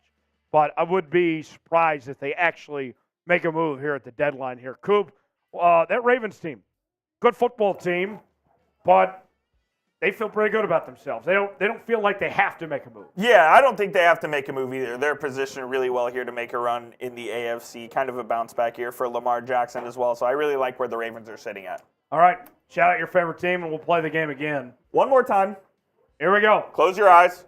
And in 3, 2, 1. The Eagles. Eagles. E-A-G-L-E-S. Eagles, as they say. Eagles, they already made a couple trades. I like bringing in Kevin Byard. They had a hole at the safety spot, and they filled it, which is what Howie Roseman does. He's maybe That's exactly what he does. Yeah, he's maybe the most aggressive GM in the NFL. So that was their big weakness, the thing they needed to establish. They got the best record in football. I'll say this. One thing to watch with this Eagles team, this is not necessarily like trade deadline related, but just kind of their outlook for the season going forward, Coop, is that Jalen Hurts, I'm a little concerned. He's kind of turning the ball over a lot. Yeah, I wonder if that is going to be a lingering issue as the season goes on, or if in the second half he's going to clean that up. Because if the Eagles don't get to the Super Bowl, I would guess that would be the reason why Jalen Hurts turned the football over too Definitely much. something to monitor. Hurts has had a turnover problem this year. Hopefully he can rectify that in the second half of the year. Yeah, something to watch. Tim Kawakami. Tim Kawakami of The Athletic. I think he's a big Corona bro, if I remember right. He writes in, NFL source, 49ers are closing in on another trade. I don't know who it's for, but it seems like they've got one more. Well, Tim, is that all you got for us? Tell me something. What is it? What are the Niners going to do? They got one more left in them. They obviously did trade for Chase Young earlier in the day. Coop, one more trade. Of course the Niners got one more trade. It's the Niners. If I were to guess what it is, curious what you think on this. I think they go corner with this next trade. Jaylon Johnson, maybe? Jaylon Johnson would be intriguing. Pat Surtain, something like that. That would be my guess. If the Niners have another trade in them, I think they go corner. By the way, earlier, in case you're just joining us, the first trade the Niners made was for Chase Young at the edge rusher position. All they gave up was a third-round pick for the former number 2 overall pick. So the Niners that already had a very good pass rush make an aggressive move and go get one of the best young pass rushers in football. I know there's been some injury concerns with Chase Young, but he has looked very good as of late. I like this move for the Niners, and the Niners are not messing around with this type of move. Seahawks are in first place in the division. Niners are saying, hey, we've come to play. Big aggressive move by the Niners to go with that, get Chase Young there. For more NFL coverage here in NFL Daily, you need to subscribe. We're bringing you daily NFL news and rumors. It's like it's in our name or something. We're also doing these live shows during the week, Tuesdays and Thursdays. You can see me again here in a couple days. We also have our Red Zone channel on Sunday afternoons as well. If you love the National Football League, subscribe. For more NFL coverage all season long, all off season long, this is the channel for you. We're trying to get to 345,000 subscribers. We just passed 344,000. Now we're going for 345. Let's make it happen. I need everybody to subscribe right now. I got 4,000 people watching. If everybody subscribe, we're getting 4,000 new subs. What are we waiting for? Subscribe now to NFL Daily. You'll be glad you did. Today's trades. Let's catch up to speed, shall we? Montez Sweat got things going first thing this morning as he is off to Chicago and fills a big need for that team at the edge rusher position. The Commanders give up a 2024 second-round pick to make the trade happen. Meanwhile, the Vikings, they have found a replacement for Kirk Cousins. With Cousins out for the rest of the year, they bring in Joshua Dobbs from the Cardinals. The Cardinals going to go with Kyle Allen for now until Kyler Murray is ready to go. Former college teammates, those two, by the way. They're at Texas A&M, Coop's favorite school. Cardinals they receive a 6th-round pick in exchange for the deal. The Jags get some help on the offensive line. This is my favorite trade of the day as far as somebody just, hoeing somebody. This is my favorite trade of the day. The Jags get Ezra Cleveland, one of the top 10 offensive guards in the league, and all they gave up was a 6th-round pick. What on earth were the Vikings thinking? It doesn't make any sense. Make it make sense for me, please. Big win for the Jags. I don't know what the Vikings were thinking here. And then within the last half hour, the Lions trade for Donovan Peoples-Jones, and all they gave up was a 6th-round pick. That Lions team, they're a serious contender in the NFC. They're not messing around. And they just gave up a 6th-round pick next year. They added that receiving core for Jared Goff. I like it for the Lions. Big win for them. Meanwhile, the Niners, this is a team that hasn't played well the last few weeks. They got a good pass rush, and now they're going to be more aggressive with said pass rush, getting one of the best young pass rushers in football, former number 2 overall pick, Chase Young, headed to San Francisco. And all the Commanders received was a compensatory 3rd-round pick in 2024.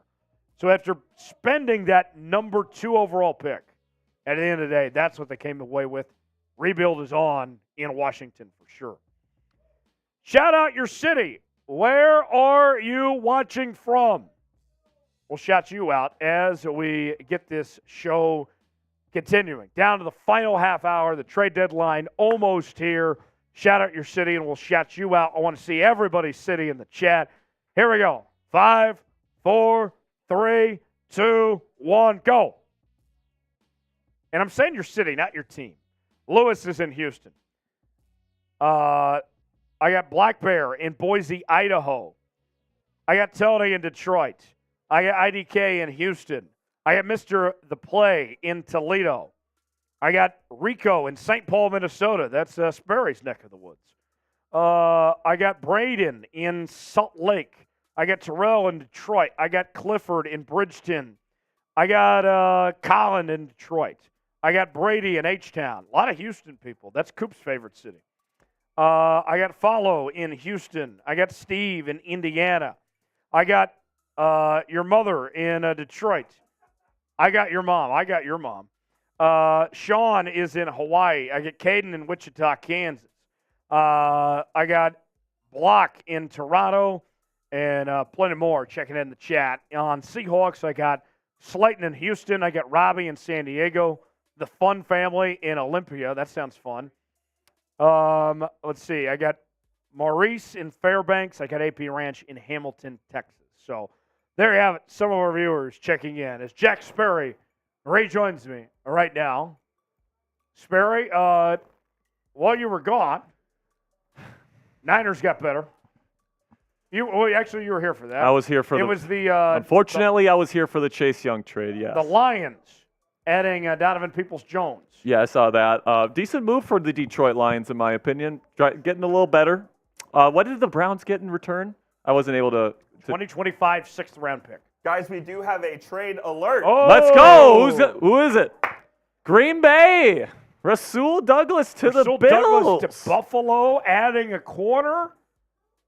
What do you think here, Sperry? I wasn't expecting Douglas to get traded today, but a decent player. I mean, he's definitely experienced running cover 4 and quarters and all this different stuff that Buffalo likes to run there. So it's a good fit.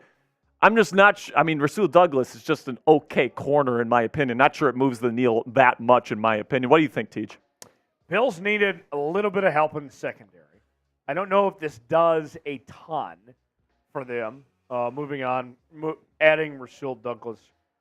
The Packers, they have some other pieces potentially that we've looked at as trade chips potentially. I'm very curious if the Packers have another move before it's all said and done. Yeah, it'll be interesting to see here. The Packers have been certainly disappointing this year. Jordan Love doesn't seem like the guy moving forward, certainly not at the level of Aaron Rodgers or Brett Favre before him. So definitely that quarterback lineage not continuing, at least in my opinion, with Jordan Love. They got some nice, decent pieces in there. I don't like their defensive coordinator, Joe Barry. I think he runs I think he's so predictable. I think teams know exactly what he's running. He just kind of runs his system. He doesn't adjust it, and it definitely has not worked out well for the Green Bay Packers, who should not be as bad as they are. They're more talented than their record suggests, but I really think Matt LaFleur has taken a step down without Rodgers there. And then also the defense, Joe Barry is, in my opinion, probably the worst defensive coordinator in football. Rap sheet with a little update on Jaylon Johnson. After a day of exploration, Jaylon Johnson expected to stay in Chicago. He made that trade request this morning, but he's apparently not going anywhere. That's going to make things awkward for the next few weeks. Yeah, it's going to make things a little awkward. There's still 24 minutes. Who knows? But it seems like the Bears wanted a certain price for him, and nobody has been willing to step up to the plate to this point. I know the Steelers were potentially interested in adding a corner today. I know the 49ers were in the mix. I know the Eagles were in the mix. So it's not over yet, but, it looks like to this point, Jaylon Johnson's going to remain in the Windy City. Other corner trade candidates include Kier Elam, Adoree Jackson, Kenny Moore, Marcus Peters, Pat Surtain. If not Jaylon Johnson, who could be the next to go? It's tough to say, TJ. Maybe Kier Elam. He's a good fit with Pittsburgh. I wouldn't be surprised if Pittsburgh makes a deal with him for maybe like a 7th-round pick. He's been a healthy scratch for Buffalo for much of this year. Kind of disappointing, but he's a good scheme fit with what Pittsburgh likes to do. They're looking for press man corners. That's kind of what Elam was known for. With the Gators there in Florida. And that's what the Steelers like to do. That's what Joey Porter Jr. does so well. He's looking like a future star in this league. Maybe Kier Elam can join. Darius Rush can join. Corey Trice Jr., some other really long, young, fast corners to try to develop moving forward in the Steel City. All right. Here's the Super Chat menu. We do have some Super Chats that will pay off later in just a moment. Any Super Chat equals a shout-out. $2, we'll talk about your team. $5, we'll give you a hot trade take. $10, a little beer cheers. $20, a round of shots. And a quick update on the scorecard. NFL Daily is at 158. Mm-hmm.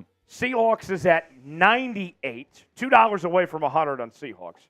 I'm chugging the rest of this Happy Dad when we reach 100 on Seahawks. Where are we at on Steelers? We're at $20, but I've been away for the last 30 minutes. Do I not get a handicap here? Absolutely not. Absolutely not, huh? Okay, so do you think that we got 550 people watching on Steelers right now? Do you think the I am getting absolutely railroaded by these guys right now. Send in a $100 super chat, and I'll do something. What should I do, Coop? What should I do? I think you have to sing "Oh Canada."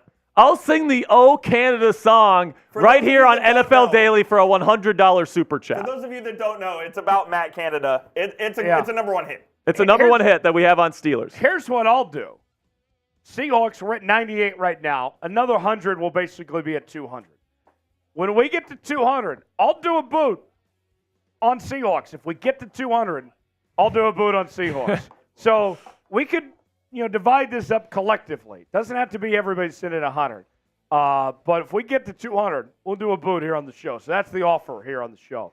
Ethan writes with a $2 super chat, Indy needs to do something, anything. Sperry, I actually disagree because Indy's not a contending team. They don't need to make a move. Yeah, I don't think they need to do any rash decisions here. Anthony Richardson out for the season now. But he looked really good in his time. Shane Steichen, I really like what Steichen's doing with the offense there in Indy. They've looked functional even with Gardner Minshew. I mean, I like Michael Pittman Jr. as well.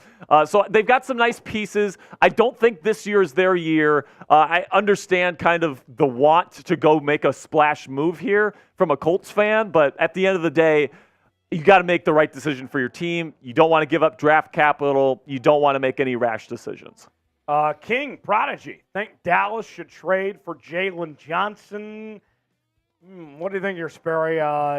Well, Jerry Jones would disagree. I don't think Jerry Jones wants to make a move. He says, the Bears would have to reach out to them because Jerry Jones already said, we're not looking to trade anybody. We're open for business, but you got to call us, is what he essentially said.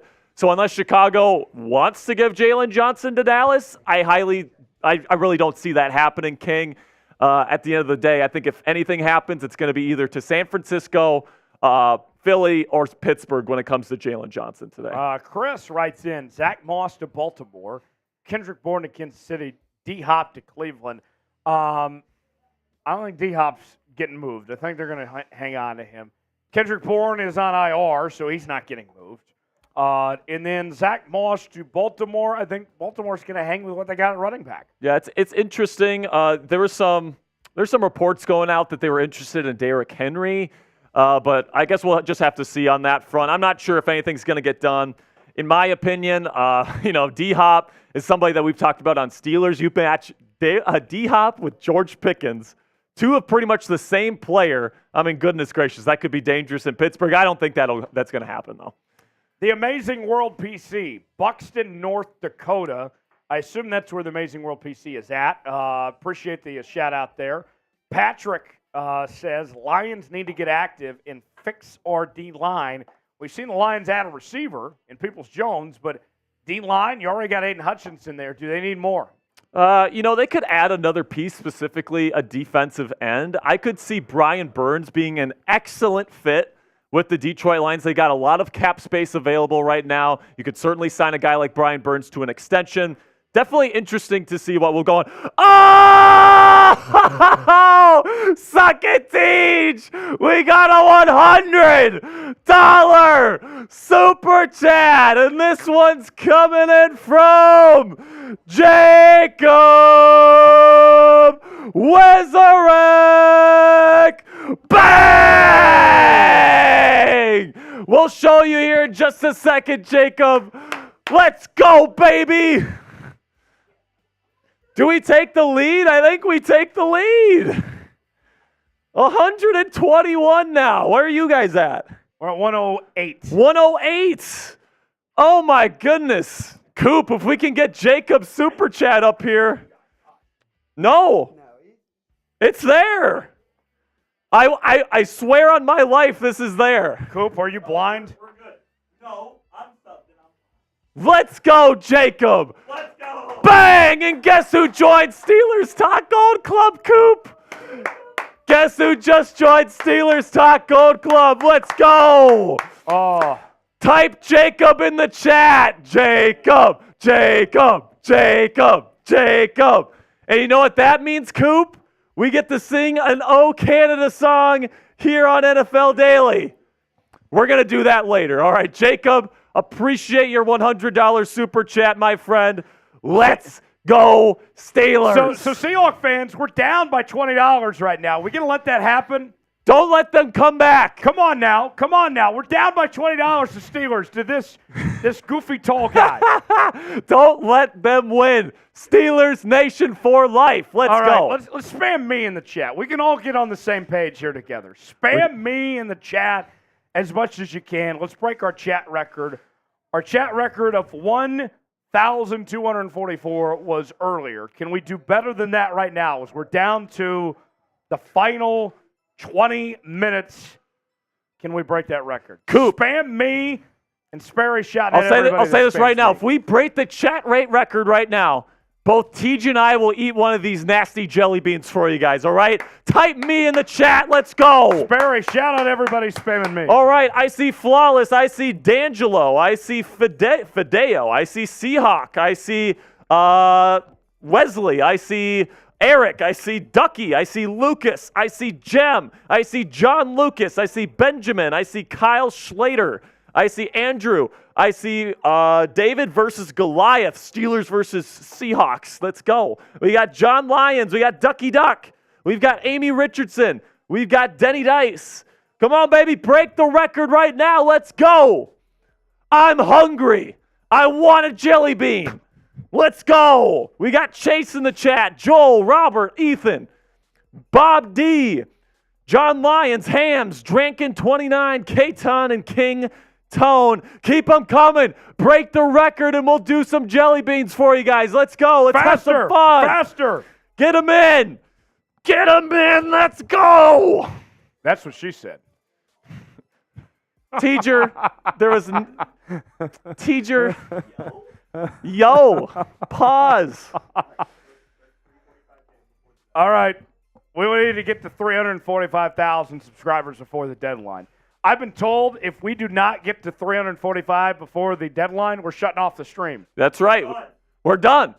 So if you guys want to see that Oh Canada song today, you better be clicking that subscribe button right now. Subscribe to NFL Daily.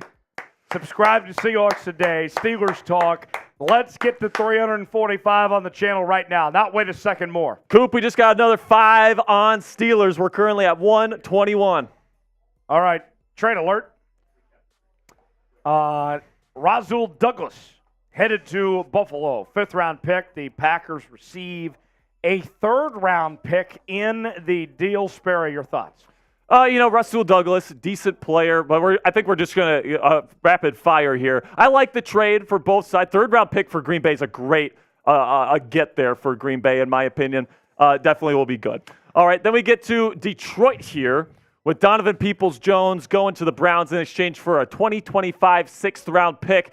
Personally, I like this for the Lions. DPJ, decent receiver, not necessarily going to be a number 1 guy for you or anything, but the Lions could always use some extra weaponry there on offense. Tej, your thoughts? Yeah, I like Donovan Peoples-Jones a lot. You pair him with Jared Goff in that offense. We know how good the Lions are. Chances take a step up, continue to compete there in that division. Meanwhile, the Niners, they add Chase Young, and all they had to give up was a 3rd-round pick. The Niners, they've lost 3 in a row. They weren't going to sit quietly. Yeah, I mean, I just got done breaking down this trade on Commanders, and holy crap, this is a terrible trade for the Commanders, man. Just to put this in perspective, if you would have kept Chase Young for the rest of the season and let him walk in free agency, you probably would have got a 3rd-round compensatory pick in 2025. Anyway, all this trade does for the Commanders is move that pick up 1 year to 2024. This is an absolutely terrible trade by GM Martin Mayhew. Absolutely fraudulent franchise are the Commanders right now. And Chase Young, I mean, the 49ers, good teams, absolutely. Oh my goodness, okay. I just got hit with some big news here for Steelers. Unfortunately, Patrick J. Rooney has passed away. Son of Arthur Rooney, the original owner of the Steelers, and brother of Daniel M. Rooney. So really bad news for the Steelers organization today. I just got hit with that news, man. That sucks. I got a statement from the Steelers as well that says, we are saddened by the loss of Patrick J. Rooney, son of Arthur Rooney Sr., brother of Daniel M. Rooney, like his twin brother John, who passed away in 2022. Pat grew up on the north side of Pittsburgh and graduated from North Catholic High School. Our thoughts and prayers are with his family. Sperry, the Rooney family, they're as good as it gets in football. Yeah, they're a very classy family, man. I mean, I just got hit with that news. That's crazy. I know the Rooney family is just so tied to the city of Pittsburgh. And everybody that lives in that city understands how important that family is to the fabric of the city itself. So to have a member of that family pass away today is definitely rough for Steelers fans. Rest in peace, Mr. Rooney. Oh my goodness, that's really sad news, man. Yes. I can't even really put together good words to describe how that affects the Steelers community right now. Yeah, certainly so. All right. Let's catch up on some of these more trades that have gone on here. The Jags bringing in Ezra Cleveland, offensive guard, in exchange for a 6th-round pick. And This one was probably the biggest head scratcher of the day. Ezra Cleveland, a top 10 guard in this league, and the Vikings. Why would you give up? What did you gain from this trade? Well, you gain like a 5% chance maybe of getting a starter in the future with that 6th-round pick. And that's not nearly enough compensation, in my opinion. I think Ezra was worth at least a 5th rounder. Right? At least put it up to a 5th rounder. A 6th-round pick, the hit rate on those picks are so freaking low when it comes to turning them into starters that you're pretty much just giving Ezra Cleveland away at this point. Yeah. The Vikings get Josh Dobbs, a 2024 conditional 7th-round pick, and the Cardinals receive a 6th-round pick. Vikings trying to put a Band-Aid on this situation of losing Cousins. Yeah, Dobbs is going to be their backup quarterback for now. Jaron Hall, 5th-round rookie out of BYU, is going to take over. Definitely an interesting situation there in Minnesota. The Bears, with the biggest trade of the trade deadline so far, getting Montez Sweat, and the Commanders receiving a 2nd-round pick. The Bears, you get the playmaker you wanted, but now you got to pay him a lot too. Montez Sweat, going to be a force to be reckoned with for the next years to come. This was the trade that I was okay with the Washington Commanders. You get a really good draft pick in exchange for Montez. You don't have that pickle between paying Montez or Chase Young. So this was the trade I was okay with, but with the Chase Young deal on top of that, I mean, it's just a bad day for the Commanders organization, in my opinion. Update from Albert Breer of Sports Illustrated. Tweet coming in just a few moments ago. The Patriots listened and are hanging on to young contract year guys like Josh Uche, Kyle Duggar, Big Mike. Also, I'm told they never got any calls on Mac Jones or Zeke Elliott. Patriots are a bad football team. Very Bill bad. Belichick probably not going to be back after this upcoming season. Now you hang on to those guys, and I got to tell you, I like Josh Uche and Kyle Duggar. I look at that Patriots team, and you had a chance. You're not going anywhere. A missed opportunity not to get some draft capital here. Yeah, I mean, Belichick can be, kind of a stingy old gentleman, as we know. He probably wanted a certain amount for these players, didn't get it. I see Kyle Duggar as a piece in this Patriots defense for years to come. They love to run those multiple safety looks in New England. Duggar can play anywhere. He can play a hybrid linebacker role, which is what he's been playing there the last 2 years. He's really good at it. Michael Onwenu, another really good interior offensive lineman. I'm sure Belichick probably wanted like a 4th-round pick for him, but after Ezra Cleveland went off the board for a 6th, people just weren't going to give a 4th-rounder for a guard. And Josh Uche, very athletic speed rusher off the edge. These are Belichick's guys. Belichick loves these players, so in order for him to get rid of them, it's going to need to be a little bit more. Will there be another trade? Y for yes, N for no. What do you guys think? Weigh in the comments section. Let us know. Y for yes, N for no. Less than 10 minutes ago. Sperry, yes or no? I'm going to say yes. Last year there was a couple trades right at the deadline, so I think there's going to be a trade this year. By the way, $20 super chat from King Yinzer. Yeah. We got plenty of super chats on the Seahawks to catch up on too. Let's go. Let's give some quick shout-outs. Everybody that is answering, will there be another trade or not? I see David says yes. Jana says yes. Broncos Country says yes. Colby's World says yes. Jackson says yes. Combat says yes. Jack says yes. Chiefs fan says yes, and more. Sperry, who else we got to shout out here? So we got Free Young Boy in there. He says yes. VB says yes. We got Lucas saying yes. We got Bob D saying yes. Death Ninja saying yes. Brew Crew saying no. Jesse saying yes. Steve N saying no. Cole Q says no. K-Ton says yes. It seems like there's a good mix here. Mostly yeses, though, Tej, for sure. As we're down to the final minutes, 7 to go till the trade deadline hits. Remember, there's always that little point in time, like the fax machine's got to catch up after the deadline. Yes. Last year, there was not a deal after the deadline hit. So Yeah, we'll see correct. how that goes. But we'll stay alive and see how that works out.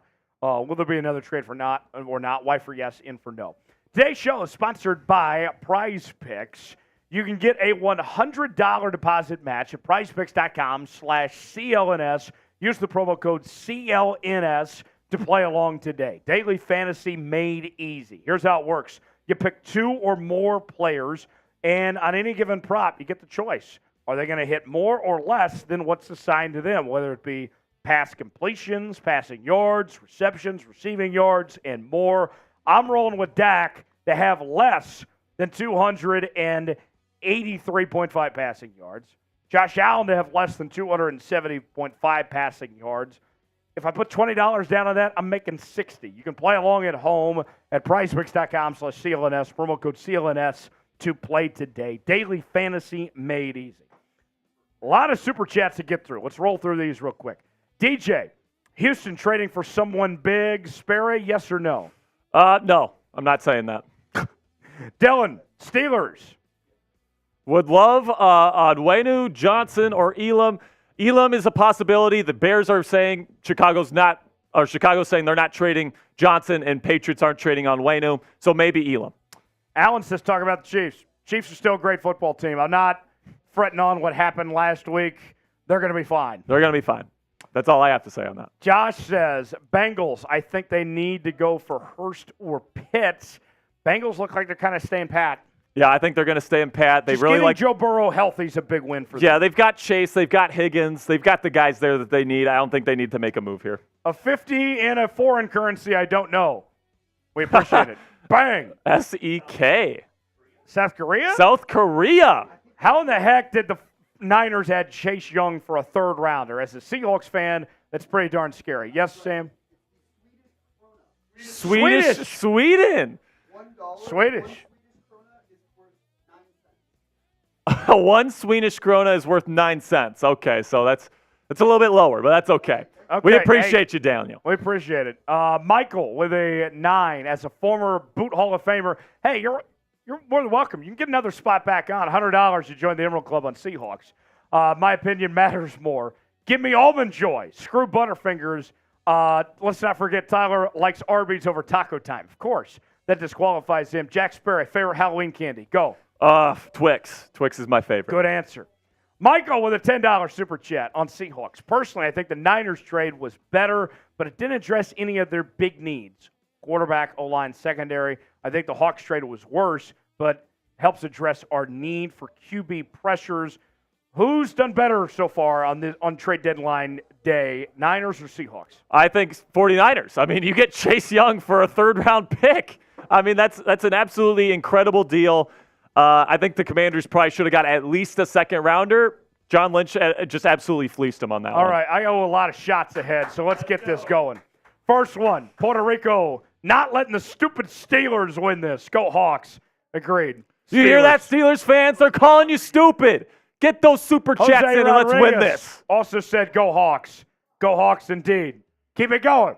Everyday Jay. Everyday Jay. Steelers still suck. Do you guys hear this? You guys hear this, Steelers fans? Let's Steelers get suck. this going. Get it going. They cheated in Super Bowl 40. Cheers. Make these guys suffer. Let's go. King Yinzer, Anthony Fuller. Keep it going. We are not worthy. We are not worthy. Thank you for the 20-piece, Mr. Anthony Fuller. Keep it going. Let's go, man. I love it, Anthony. You're the best. Everyday Jay said Steelers still suck. Cheers to that.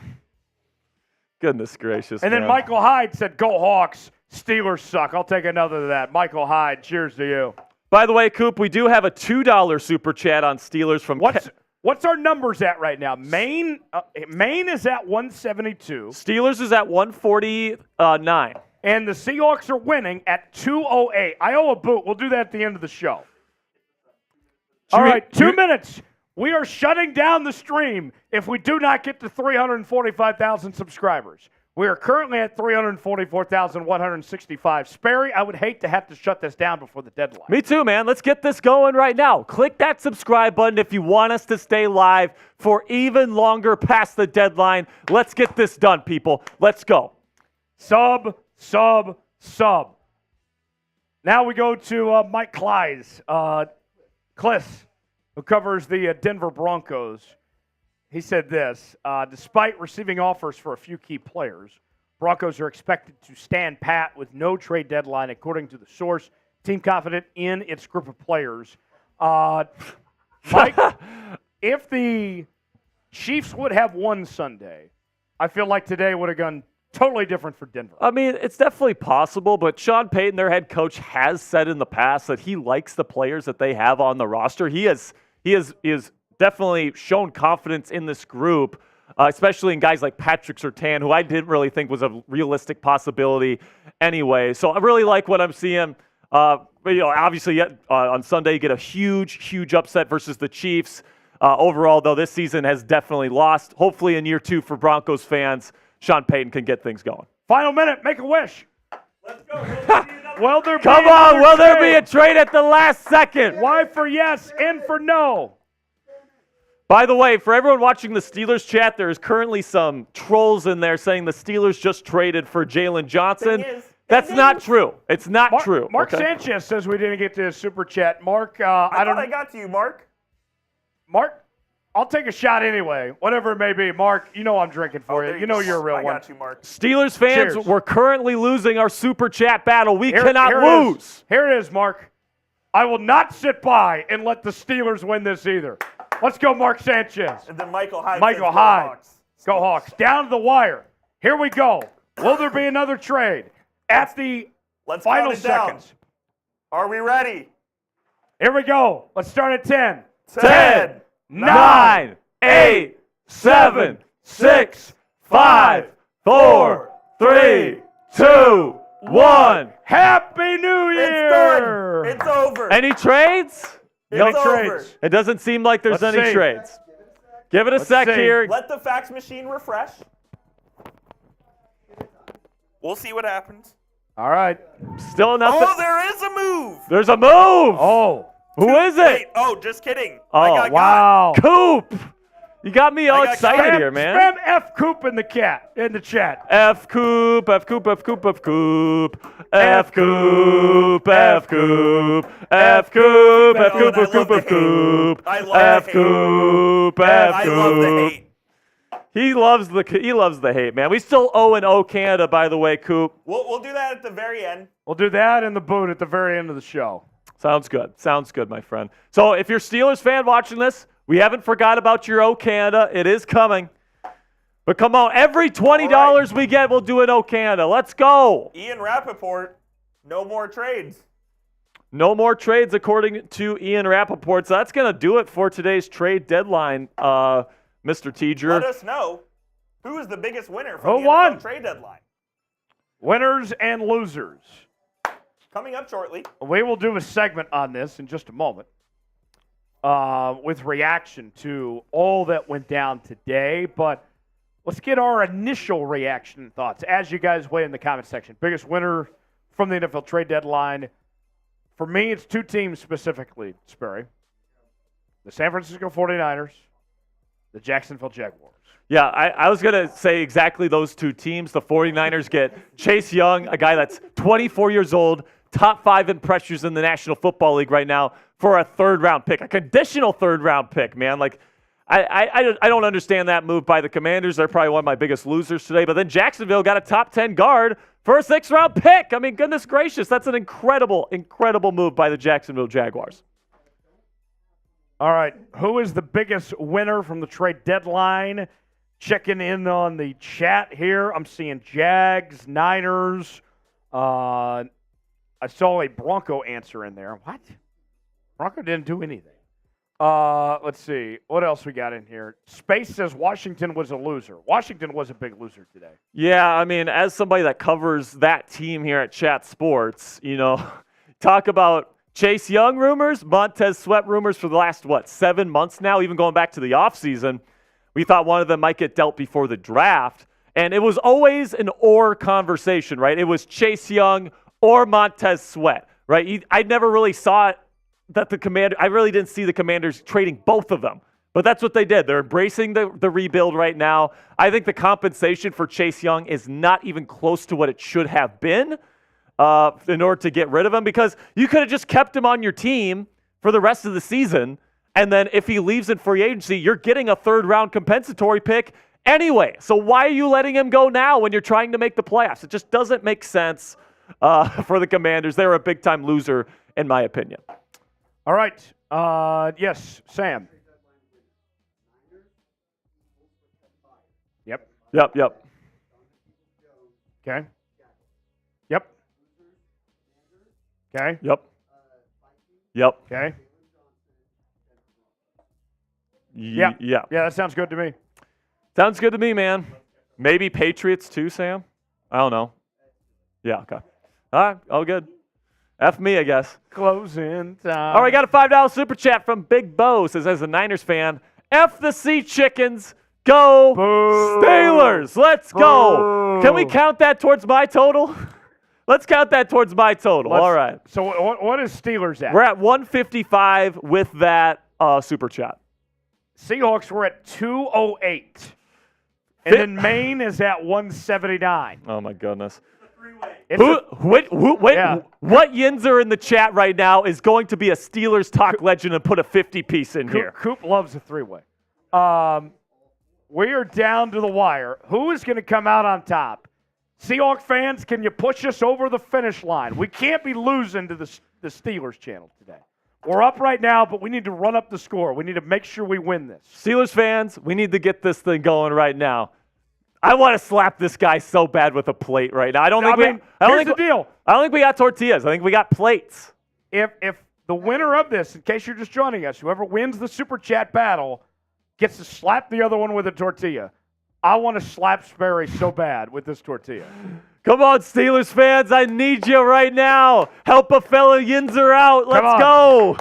Should we put a clock on it, like, after this cut? Yeah, let's make it to the end of the cut. All right. Wait, so we're gonna do two-man on the winners and losers cut? Yeah.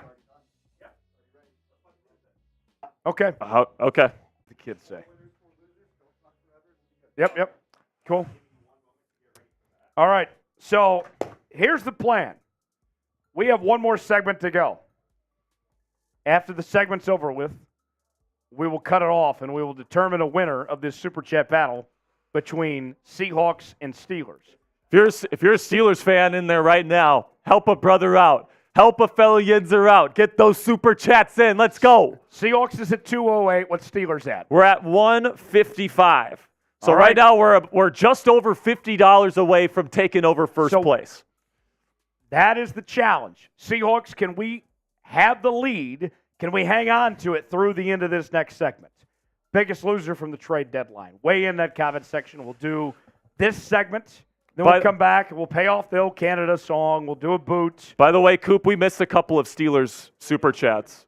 So if you super chatted and it hasn't been on screen yet, don't worry, it is coming, okay? Don't worry. We will get to everybody's super chats. Here we go.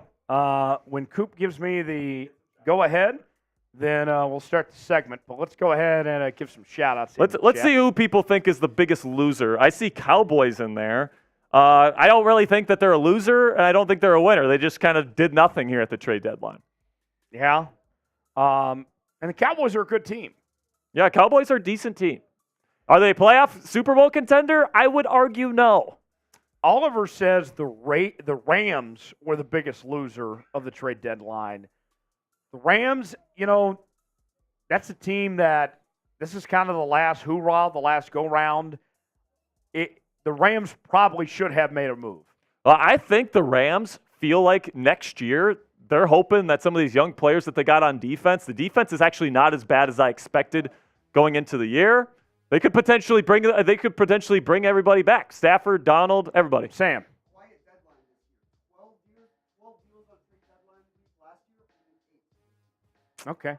So if you didn't hear Sam there, 8 trades this deadline, 12 last year. Steelers were actually the ones that made 2 of those trades last year. Chase Claypool to the Bears, and then also for William Jackson the third. Little Steelers anecdote there. All right. Kenny Pickettsburg. Kenny Pickettsburg right here. This is a Steelers fan saying Steelers finalizing trade with Bears for Johnson. Here's the thing. That's not true. There's a bunch of liars in the Steelers talk chat right now. I really wish it were true. I hope he was a Steeler, but he's not. Then we got a $1 from Todd Hastings. We also got one from Hot Piss. So we got a $5 from 110 Shamir. What's up, my man? Says Steelers Nation. I love it. And then Hot Piss with $2 super chat. What a name. What a name there. That might take the cake. That's the MVP for today's show. trade candidate for a case of Gatorade. 100%. I would love a nice glass of ice cold Gatorade in Best exchange flavor of Gatorade for is Matt what? Canada. What's up? Best flavor of Gatorade is what? I like orange personally. Yellow. Orange and yellow are the best though. Yellow's my favorite. Orange and yellow are the best. No, red and cool blue. No. Red's the What? worst. Red is sucks. delicious. Red's the worst. No, Red it's is the not. worst flavor. All right, enough, Red and cool enough blue. Gatorade talk, fellas. Let's Enough Gatorade. Let's recap this trade deadline here when you guys are ready to go. Also, Brett said change the poll. Okay, he's got it. All right, here we go. Let me adjust my headset, and then we will get to this cut. Here we go. I'll lead in and set Sperry up. Yep. All right, here we go. 3, 2, and 1. The NFL trade deadline is in the books. Welcome in to this edition of NFL Daily by Chat Sports. He's Jack Sperry. I'm Tyler Jones, breaking down the winners and losers from the trade deadline. Sperry, let's get started without further ado. And we begin with the San Francisco 49ers, who made a very aggressive move, adding Chase Young to the fold. All they gave up was a third-round pick to do so. The Niners have lost 3 games in a row. Now you bring in Chase Young into the fold. We already know they had a good pass rush, a former number 2 overall pick. I know he's dealt with the injuries, but considering the talent level, this is incredible value for San Francisco. San Francisco came into the day. You knew they were going to be a little bit aggressive. It looked like they were trying to get Jaylon Johnson. The Bears ended up holding on to him. But you get Chase Young, a 24-year-old that's top 5 in pressures in the National Football League right now, and you add him to a defensive line that already has Nick Bosa, last year's Defensive Player of the Year, and Javon Hargrave, one of the best interior pass rushers in the National Football League. Chase Young, somebody that's absolutely going to make an impact right away. And if they lose him in free agency this year, the 49ers are still going to get that third-round pick back in the form of a compensatory pick in 2025. Meanwhile, on the losers list, the team on the opposite side, the Washington Commanders, they move on from Chase Young as well as Montez Sweat, and all they have to show for it is a second-round pick and a third-round pick.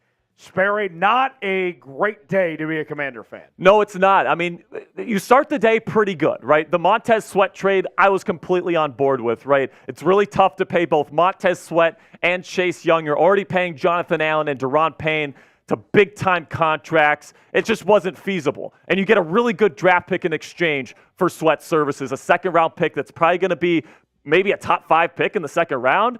I think that's an excellent value if you're the Washington Commanders, but then you go to the Chase Young trade with the San Francisco 49ers, and you could have gotten a third-round compensatory pick if he left in free agency. So it doesn't really make sense on the compensation end of it. I don't think GM Martin Mayhew did a very good job here. I think this move was definitely forced by Josh Harris and this new ownership group trying to rebuild this franchise.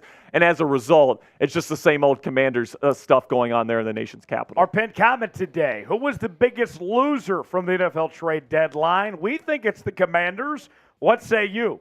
Weigh in on our pinned comment today. Let us know who you believe that is. Back to the winners list we go. That's where we find the Philadelphia Eagles. They bring in Kevin Byard, fill in a big need at the safety position. The Eagles, this is a team that has the best record in the NFL right now. Really their only weakness, they were able to take care of. Howie Roseman, once again, aggressive at the trade deadline, making a good move. It just doesn't seem fair that Howie Roseman can keep getting away with these kinds of deals. I mean, Kevin Byard is one of the best free safeties in the National Football League, and all you have to give up is a 5th, a 6th, and Terrell Edmonds, the guy that you're giving away at this point. I mean, seriously? I mean, I just don't get it, man. The Eagles are such a well-run organization. The Titans definitely let the Eagles off the hook on this one. And that wasn't the only trade the Eagles made. They also gave up straight the defensive lineman to Atlanta, received a 6th-round pick, and the Falcons receive a 2025 7th-round pick. Real quick on the Falcons here, they needed help on the defensive line. They got it here. Yes, they did. I thought they might have been in play for a Montez Sweat or a Chase Young as well, but Contavious Street's going to help out in the interior or on their defensive line right now. Kind of a lower-level move here, but overall pretty good for both sides. Back to the losers list. That's where we find the Minnesota Vikings with the biggest head-scratcher trade of all as they move on from Ezra Cleveland. And if you nerd out and look at Pro Football Focus, you may notice that Ezra Cleveland is graded out very well. He's a 70 in about every category, top 10 offensive guard in football, and he goes to the Jags for next to nothing. A 6th-round pick was all the Vikings got here. I know the Vikings brought in Dalton Reisner a couple weeks ago. Big win for the Jags, protection for Trevor Lawrence. But what on earth were the Vikings thinking? I couldn't tell you, Tej. I mean, Minnesota, they did give up a 6th-round pick in that Joshua Dobbs trade to Arizona. They did get that 6th-round pick back with this trade of Ezra Cleveland. But I definitely think you could have probably gotten something a little bit more for Ezra Cleveland's services. Like you said, he's a top 10 grading guard in football right now. He was doing a really good job protecting Kirk Cousins this year. Now he's a Jacksonville Jaguar. He's going to be protecting Trevor Lawrence. And the Vikings hang on to Danielle Hunter, who is in contention to be the NFL's Defensive Player of the Year right now with 10 sacks, 12 tackles for loss, 3 forced fumbles. Spare Dog, I have to think that the Vikings, with the way Danielle Hunter's playing, with not trading him, an extension's got to be coming, right? Yeah, the Vikings, I mean, if you don't trade him at the deadline here, you know, you're already selling pieces off like Ezra Cleveland. This tells me that the Vikings absolutely plan to bring Danielle Hunter back. I mean, I've seen this guy up close and personal. I used to work security at US Bank Stadium. This guy is built like a statue. Like you said, he's in the front running here to win Defensive Player of the Year. You got to keep those players in your building if you're Minnesota. Even if a rebuild is coming, you need Danielle Hunter on the edge there up north. More to come here on NFL Daily, but first, let's tell you about today's sponsor. That is PrizePicks, which is daily fantasy made easy. Here's how it works. You choose 2 or more players, and on any given prop, you get the choice of more or less, whether it is passing yards, passing completions, receiving yards, catches, whatever it may be. This week on PrizePicks, and if you were playing with me on PrizePicks a couple weeks ago, we won big.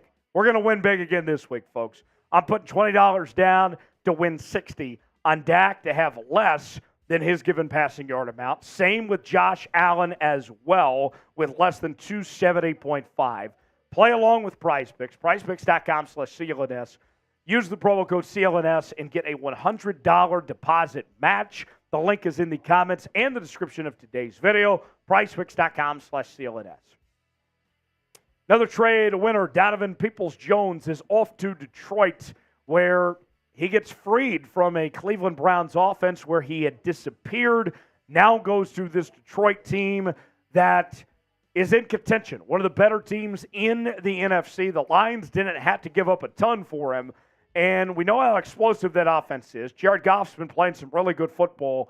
Jack, I like this restart for Donovan Peoples-Jones to not only get out of Cleveland, but to go to a team like Detroit. Yeah, I mean, if you're Donovan Peoples-Jones, you got to be jumping for joy right now. Ben Johnson is one of my favorite offensive play callers in the game today. That Detroit Lions offense is just absolutely spectacular. They protect the quarterback well. Jared Goff is distributing the ball well. And Donovan Peoples-Jones is the type of receiver that can help them out and try to get them their first Super Bowl in franchise history. Really like this move for the Lions, and Donovan Peoples-Jones is a happy man right now. Who's the biggest winner from the NFL trade deadline? Weigh in the comments section and give us a team or a player that comes to mind, the biggest winner. Let us know what you think.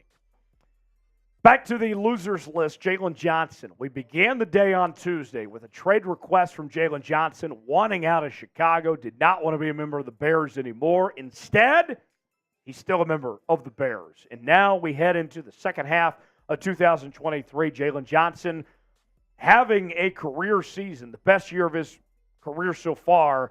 And Jax, here he is still with Chicago.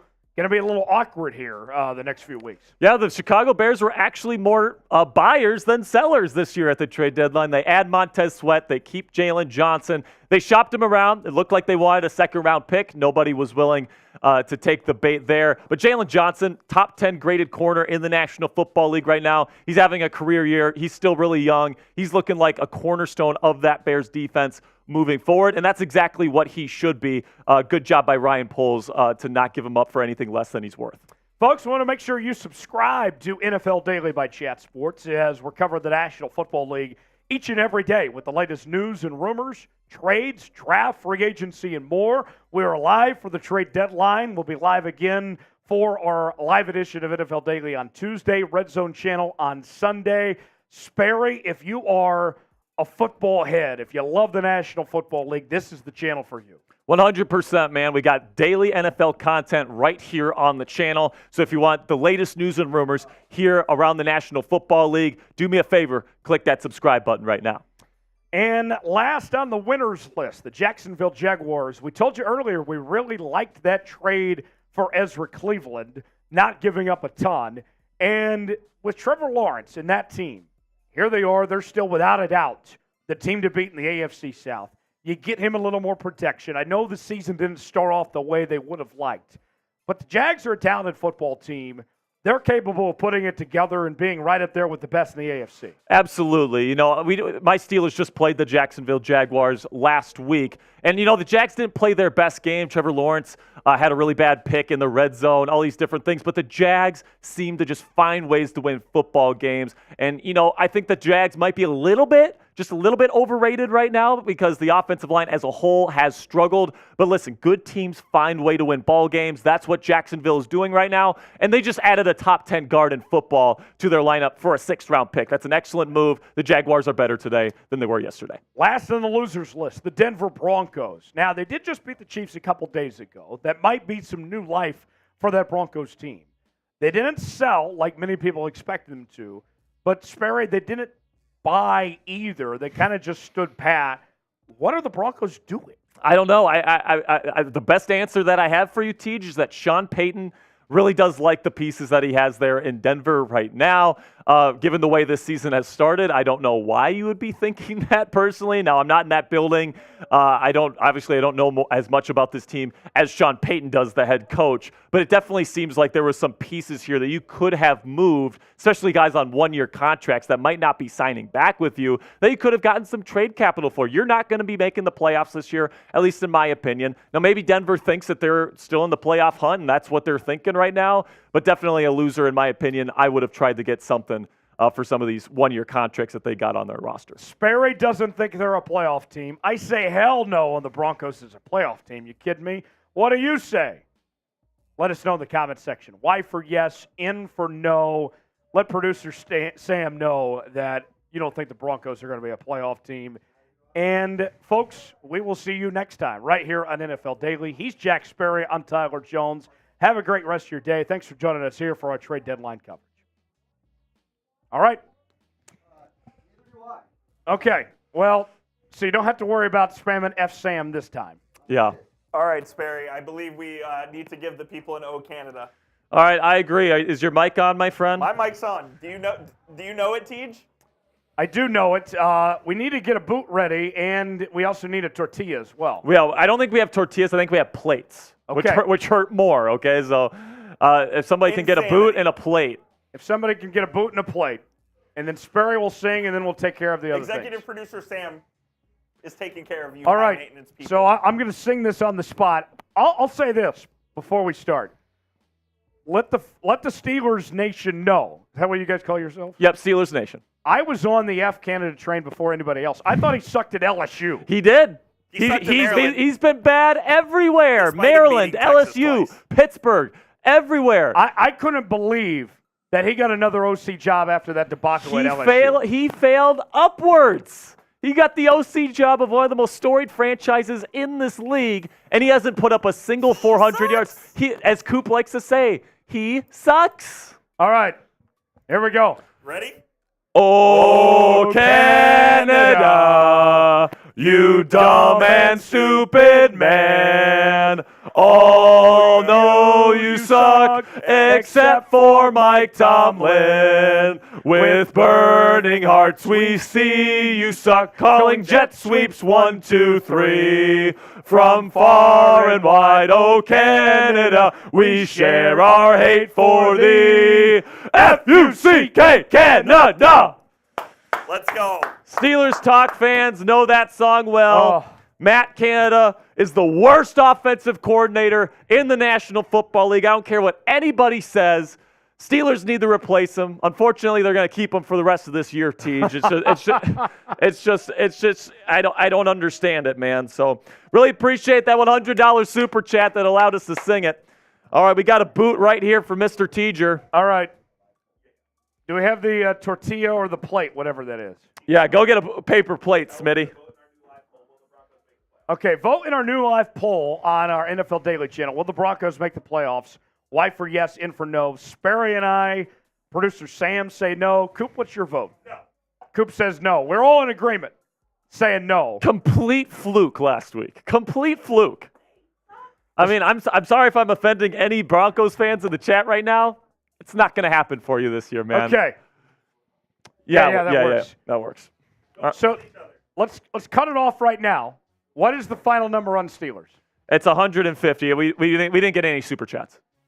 Seahawks is 208. We won! We won! We won, Seahawks fans! We did it! I get to slap Sperry with this plate after the boot. Seahawks fans, let's go! I'll say this. Let's go! I'll say this. Spam F Sperry. Spam F Sperry. I'm disappointed, man. I am a little bit disappointed. I mean, we got the 100. I mean, that was awesome. We got the 20 from Anthony, but man, we lost to the Seahawks? You know what, man? I'm okay with this. I'll take the 6 rings over a slap in the face any day. I'm cool with where the Steelers are. Here we go, Steelers. Here we go. Spam F Sperry in the chat. Let's go full screen. I'll slap him with this plate, and then I'm taking down the boot, and then we'll sign off. All right. Am I coming over there? We'll go full screen. We'll go full screen on one. Yeah, come to my camera here. All right. I'm sorry, Steelers Nation. I failed you, man. We couldn't bring home the victory today. But guess what? We still got more Super Bowl chips at Acrisure Stadium, all right? I promise I'm not short, by the way. He's short. I'm 6'2", but this guy's like 6'7". Okay, you ready? All right. Am I going face on, straight on? Or? Yeah. All right, here we go. Don't hit me with your hand, please. I won't. 3, 2, 1. Oh! How did that feel? Oh! God damn, man. Oh! Teacher didn't hold back. Oh! Oh, yeah. I'm going to have to get checked for a concussion after that one, man. Here we go, Teach. Spam chug in the chat. Who's got the timer? I got you. All right, here we go. Spam chug. Chug, chug, chug, chug, chug, chug, chug, chug, chug, chug, chug, chug, chug. Keep going, Teach. Type chug in the chat. Type chug in the chat. Let's go. What's up? Teach is downing it. Look at him go, ladies and gentlemen. There it is. All right, fellas. What was my time? Oh. 16.2. 16.2. Not bad. Hell yeah. We'll take that. That adrenaline was pumping after the slap there, I think. You gotta get that going more often there, Teej. All right, we got to go. Sperry, a lot of fun today, my guy. Yeah, it was a lot of fun, Teej. Really great talking football with all you guys. Thank you so much for sticking around to the very end. You guys are the best, man. Subscribe to Make all sure our you channels. subscribe to the channel right now for daily NFL news and rumors. Done just yet, apparently. By the way, I'll add another loser to the trade deadline today. How about the Titans? That's a good one. The Titans had a number of players they could have parted ways with today. DeAndre Hopkins, Derrick Henry. It seems like Mike Vrabel thinks that they're still in playoff contention. What do you think? I'll add another loser to the list. Sperry and Steelers talk after what we just witnessed. Alex says nobody can outdrink Tyler Jones. John Smith says Sperry is going to be in the protocol. Yeah, I might be in the concussion protocol. I'm not even lying, man. I might have to get myself checked. But back to your question. As far as the Titans go, that's a team that was expected at the deadline. The reports were before the season that the Titans were going to be at the deadline either big buyers or big sellers. And they were neither. All they did was move on from Kevin Byard. Yeah, I mean, their offensive line is in complete shambles right now. You did get a win against the Falcons last week. Will Levis looked damn good, 4 touchdowns. They're going to be playing against my Steelers on Thursday Night Football. Yeah, they still have Tannehill. They couldn't unload him. I guess nobody wanted him. Well, think about this. Even if you were of the belief you were still contenders, why the hell are you hanging on to Tannehill? Yeah, I mean, I think it's more of people didn't want Tannehill. Maybe. Because he's been looking washed this year, man. I don't know what I would trade for Tannehill right now. I mean, he hasn't shown any good things. I mean, granted, the offensive line has been terrible, but Will Levis just trotted out there with 4 tutties in his debut. I mean, I think Ryan Tannehill's cooked. Let me know what you guys think. He's Jack Sperry for producer Sam, for Smitty, for Coop. I'm Tyler Jones. Have a great rest of your day. And here we go, Steelers. We're going on loop. We'll also be back later with the college football playoff rankings tonight. So more to come. Don't go anywhere. Stay with us right here on Chat Sports.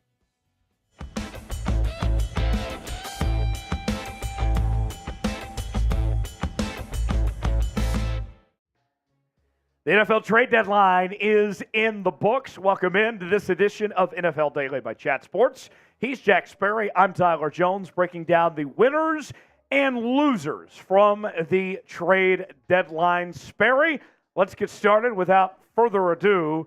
And we begin with the San Francisco 49ers, who made a very aggressive move, adding Chase Young to the fold. All they gave up was a third-round pick. To do so, the Niners have lost 3 games in a row. Now you bring in Chase Young into the fold. We already know they had a good pass rush, a former number 2 overall pick. I know he's dealt with the injuries, but considering the talent level, this is incredible value for San Francisco.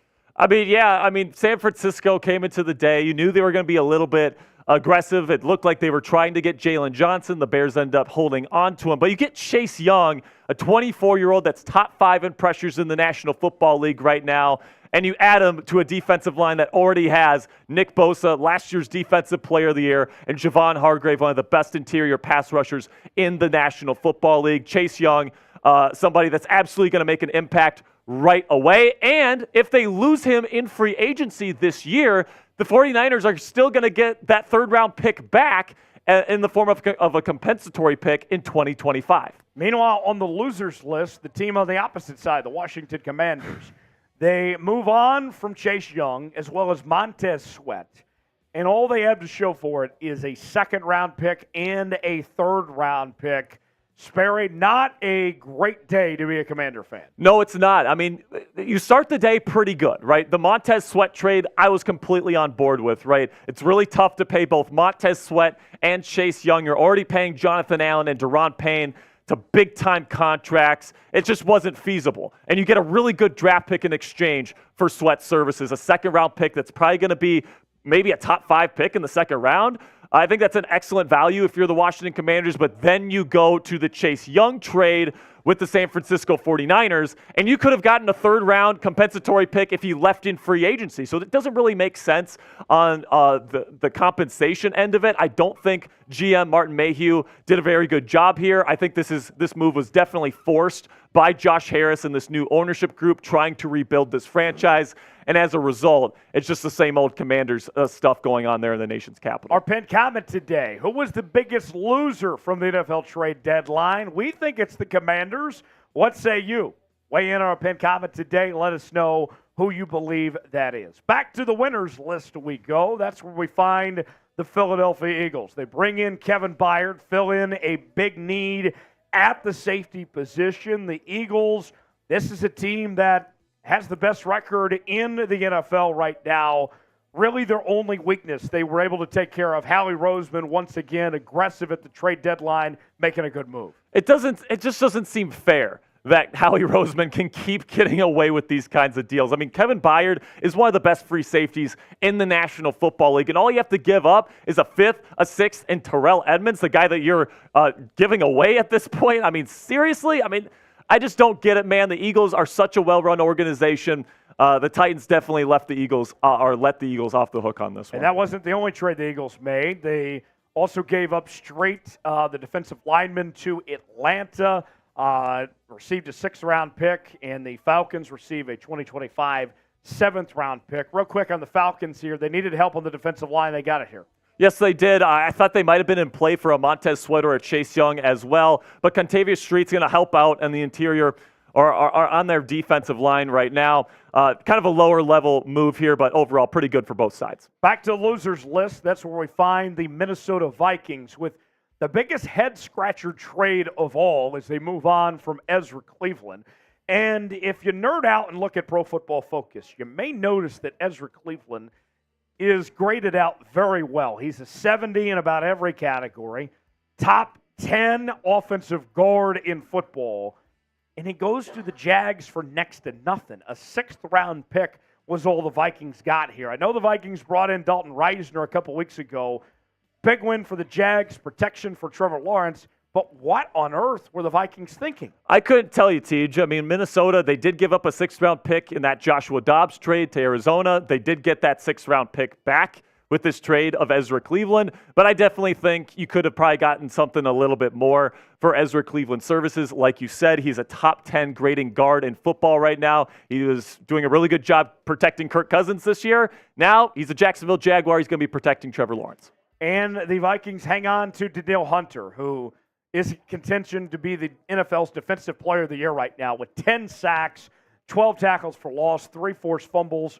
Spare Dog, I have to think that the Vikings, with the way Danielle Hunter's playing, with not trading him, an extension's got to be coming, right? Yeah, the Vikings, I mean, if you don't trade him at the deadline here, you're already selling pieces off like Ezra Cleveland. This tells me that the Vikings absolutely plan to bring Danielle Hunter back. I mean, I've seen this guy up close and personal. I used to work security at US Bank Stadium. This guy is built like a statue. Like you said, he's in the front running here to win Defensive Player of the Year. You got to keep those players in your building if you're Minnesota. Even if a rebuild is coming, you need Danielle Hunter on the edge there up north. More to come here on NFL Daily, but first, let's tell you about today's sponsor. That is PrizePicks, which is daily fantasy made easy. Here's how it works. You choose 2 or more players, and on any given prop, you get the choice of more or less, whether it is passing yards, passing completions, receiving yards, catches, whatever it may be. This week on PrizePicks, and if you were playing with me on PrizePicks a couple weeks ago, we won big. We're going to win big again this week, folks. I'm putting $20 down to win $60 on Dak to have less than his given passing yard amount. Same with Josh Allen as well with less than 270.5. Play along with PrizePicks. PrizePicks.com/CLNS. Use the promo code CLNS and get a $100 deposit match. The link is in the comments and the description of today's video. PrizePicks.com/CLNS. Another trade winner, Donovan Peoples-Jones, is off to Detroit, where he gets freed from a Cleveland Browns offense where he had disappeared. Now goes to this Detroit team that is in contention, one of the better teams in the NFC. The Lions didn't have to give up a ton for him, and we know how explosive that offense is. Jared Goff's been playing some really good football. Jack, I like this restart for Donovan Peoples-Jones to not only get out of Cleveland, but to go to a team like Detroit. Yeah, I mean, if you're Donovan Peoples-Jones, you got to be jumping for joy right now. Ben Johnson is one of my favorite offensive play callers in the game today. That Detroit Lions offense is just absolutely spectacular. They protect the quarterback well. Jared Goff is distributing the ball well, and Donovan Peoples-Jones is the type of receiver that can help them out and try to get them their first Super Bowl in franchise history. Really like this move for the Lions, and Donovan Peoples-Jones is a happy man right now. Who's the biggest winner from the NFL trade deadline? Weigh in the comments section and give us a team or a player that comes to mind, the biggest winner. Let us know what you think.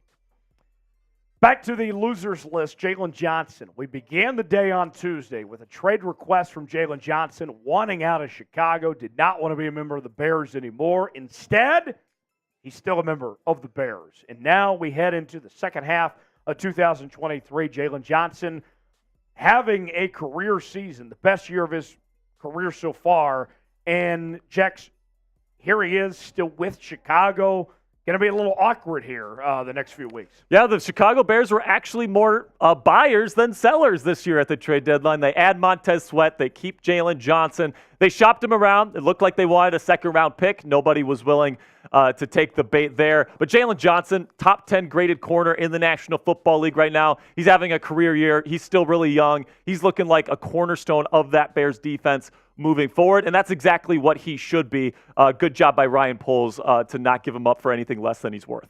Folks, we want to make sure you subscribe to NFL Daily by Chat Sports as we're covering the National Football League each and every day with the latest news and rumors, trades, draft, free agency, and more. We are live for the trade deadline. We'll be live again for our live edition of NFL Daily on Tuesday, Red Zone Channel on Sunday. Sperry, if you are a football head, if you love the National Football League, this is the channel for you. 100%, man. We got daily NFL content right here on the channel. So if you want the latest news and rumors here around the National Football League, do me a favor, click that subscribe button right now. And last on the winners list, the Jacksonville Jaguars. We told you earlier we really liked that trade for Ezra Cleveland, not giving up a ton. And with Trevor Lawrence and that team, here they are. They're still, without a doubt, the team to beat in the AFC South. You get him a little more protection. I know the season didn't start off the way they would have liked, but the Jags are a talented football team. They're capable of putting it together and being right up there with the best in the AFC. Absolutely. You know, my Steelers just played the Jacksonville Jaguars last week. And, you know, the Jags didn't play their best game. Trevor Lawrence had a really bad pick in the red zone, all these different things. But the Jags seem to just find ways to win football games. And, you know, I think the Jags might be just a little bit overrated right now because the offensive line as a whole has struggled. But listen, good teams find way to win ball games. That's what Jacksonville is doing right now. And they just added a top 10 guard in football to their lineup for a 6th-round pick. That's an excellent move. The Jaguars are better today than they were yesterday. Last on the losers list, the Denver Broncos. Now, they did just beat the Chiefs a couple days ago. That might be some new life for that Broncos team. They didn't sell like many people expected them to, but Sperry, they didn't buy either. They kind of just stood pat. What are the Broncos doing? I don't know. The best answer that I have for you, Tej, is that Sean Payton really does like the pieces that he has there in Denver right now. Given the way this season has started, I don't know why you would be thinking that personally. Now, I'm not in that building. I don't know as much about this team as Sean Payton does, the head coach. But it definitely seems like there were some pieces here that you could have moved, especially guys on one-year contracts that might not be signing back with you, that you could have gotten some trade capital for. You're not going to be making the playoffs this year, at least in my opinion. Now, maybe Denver thinks that they're still in the playoff hunt, and that's what they're thinking right now. But definitely a loser, in my opinion. I would have tried to get something for some of these one-year contracts that they got on their roster. Sperry doesn't think they're a playoff team. I say hell no on the Broncos as a playoff team. You kidding me? What do you say?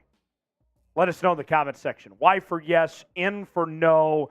Let producer Sam know that you don't think the Broncos are going to be a playoff team. And, folks, we will see you next time right here on NFL Daily. He's Jack Sperry. I'm Tyler Jones. Have a great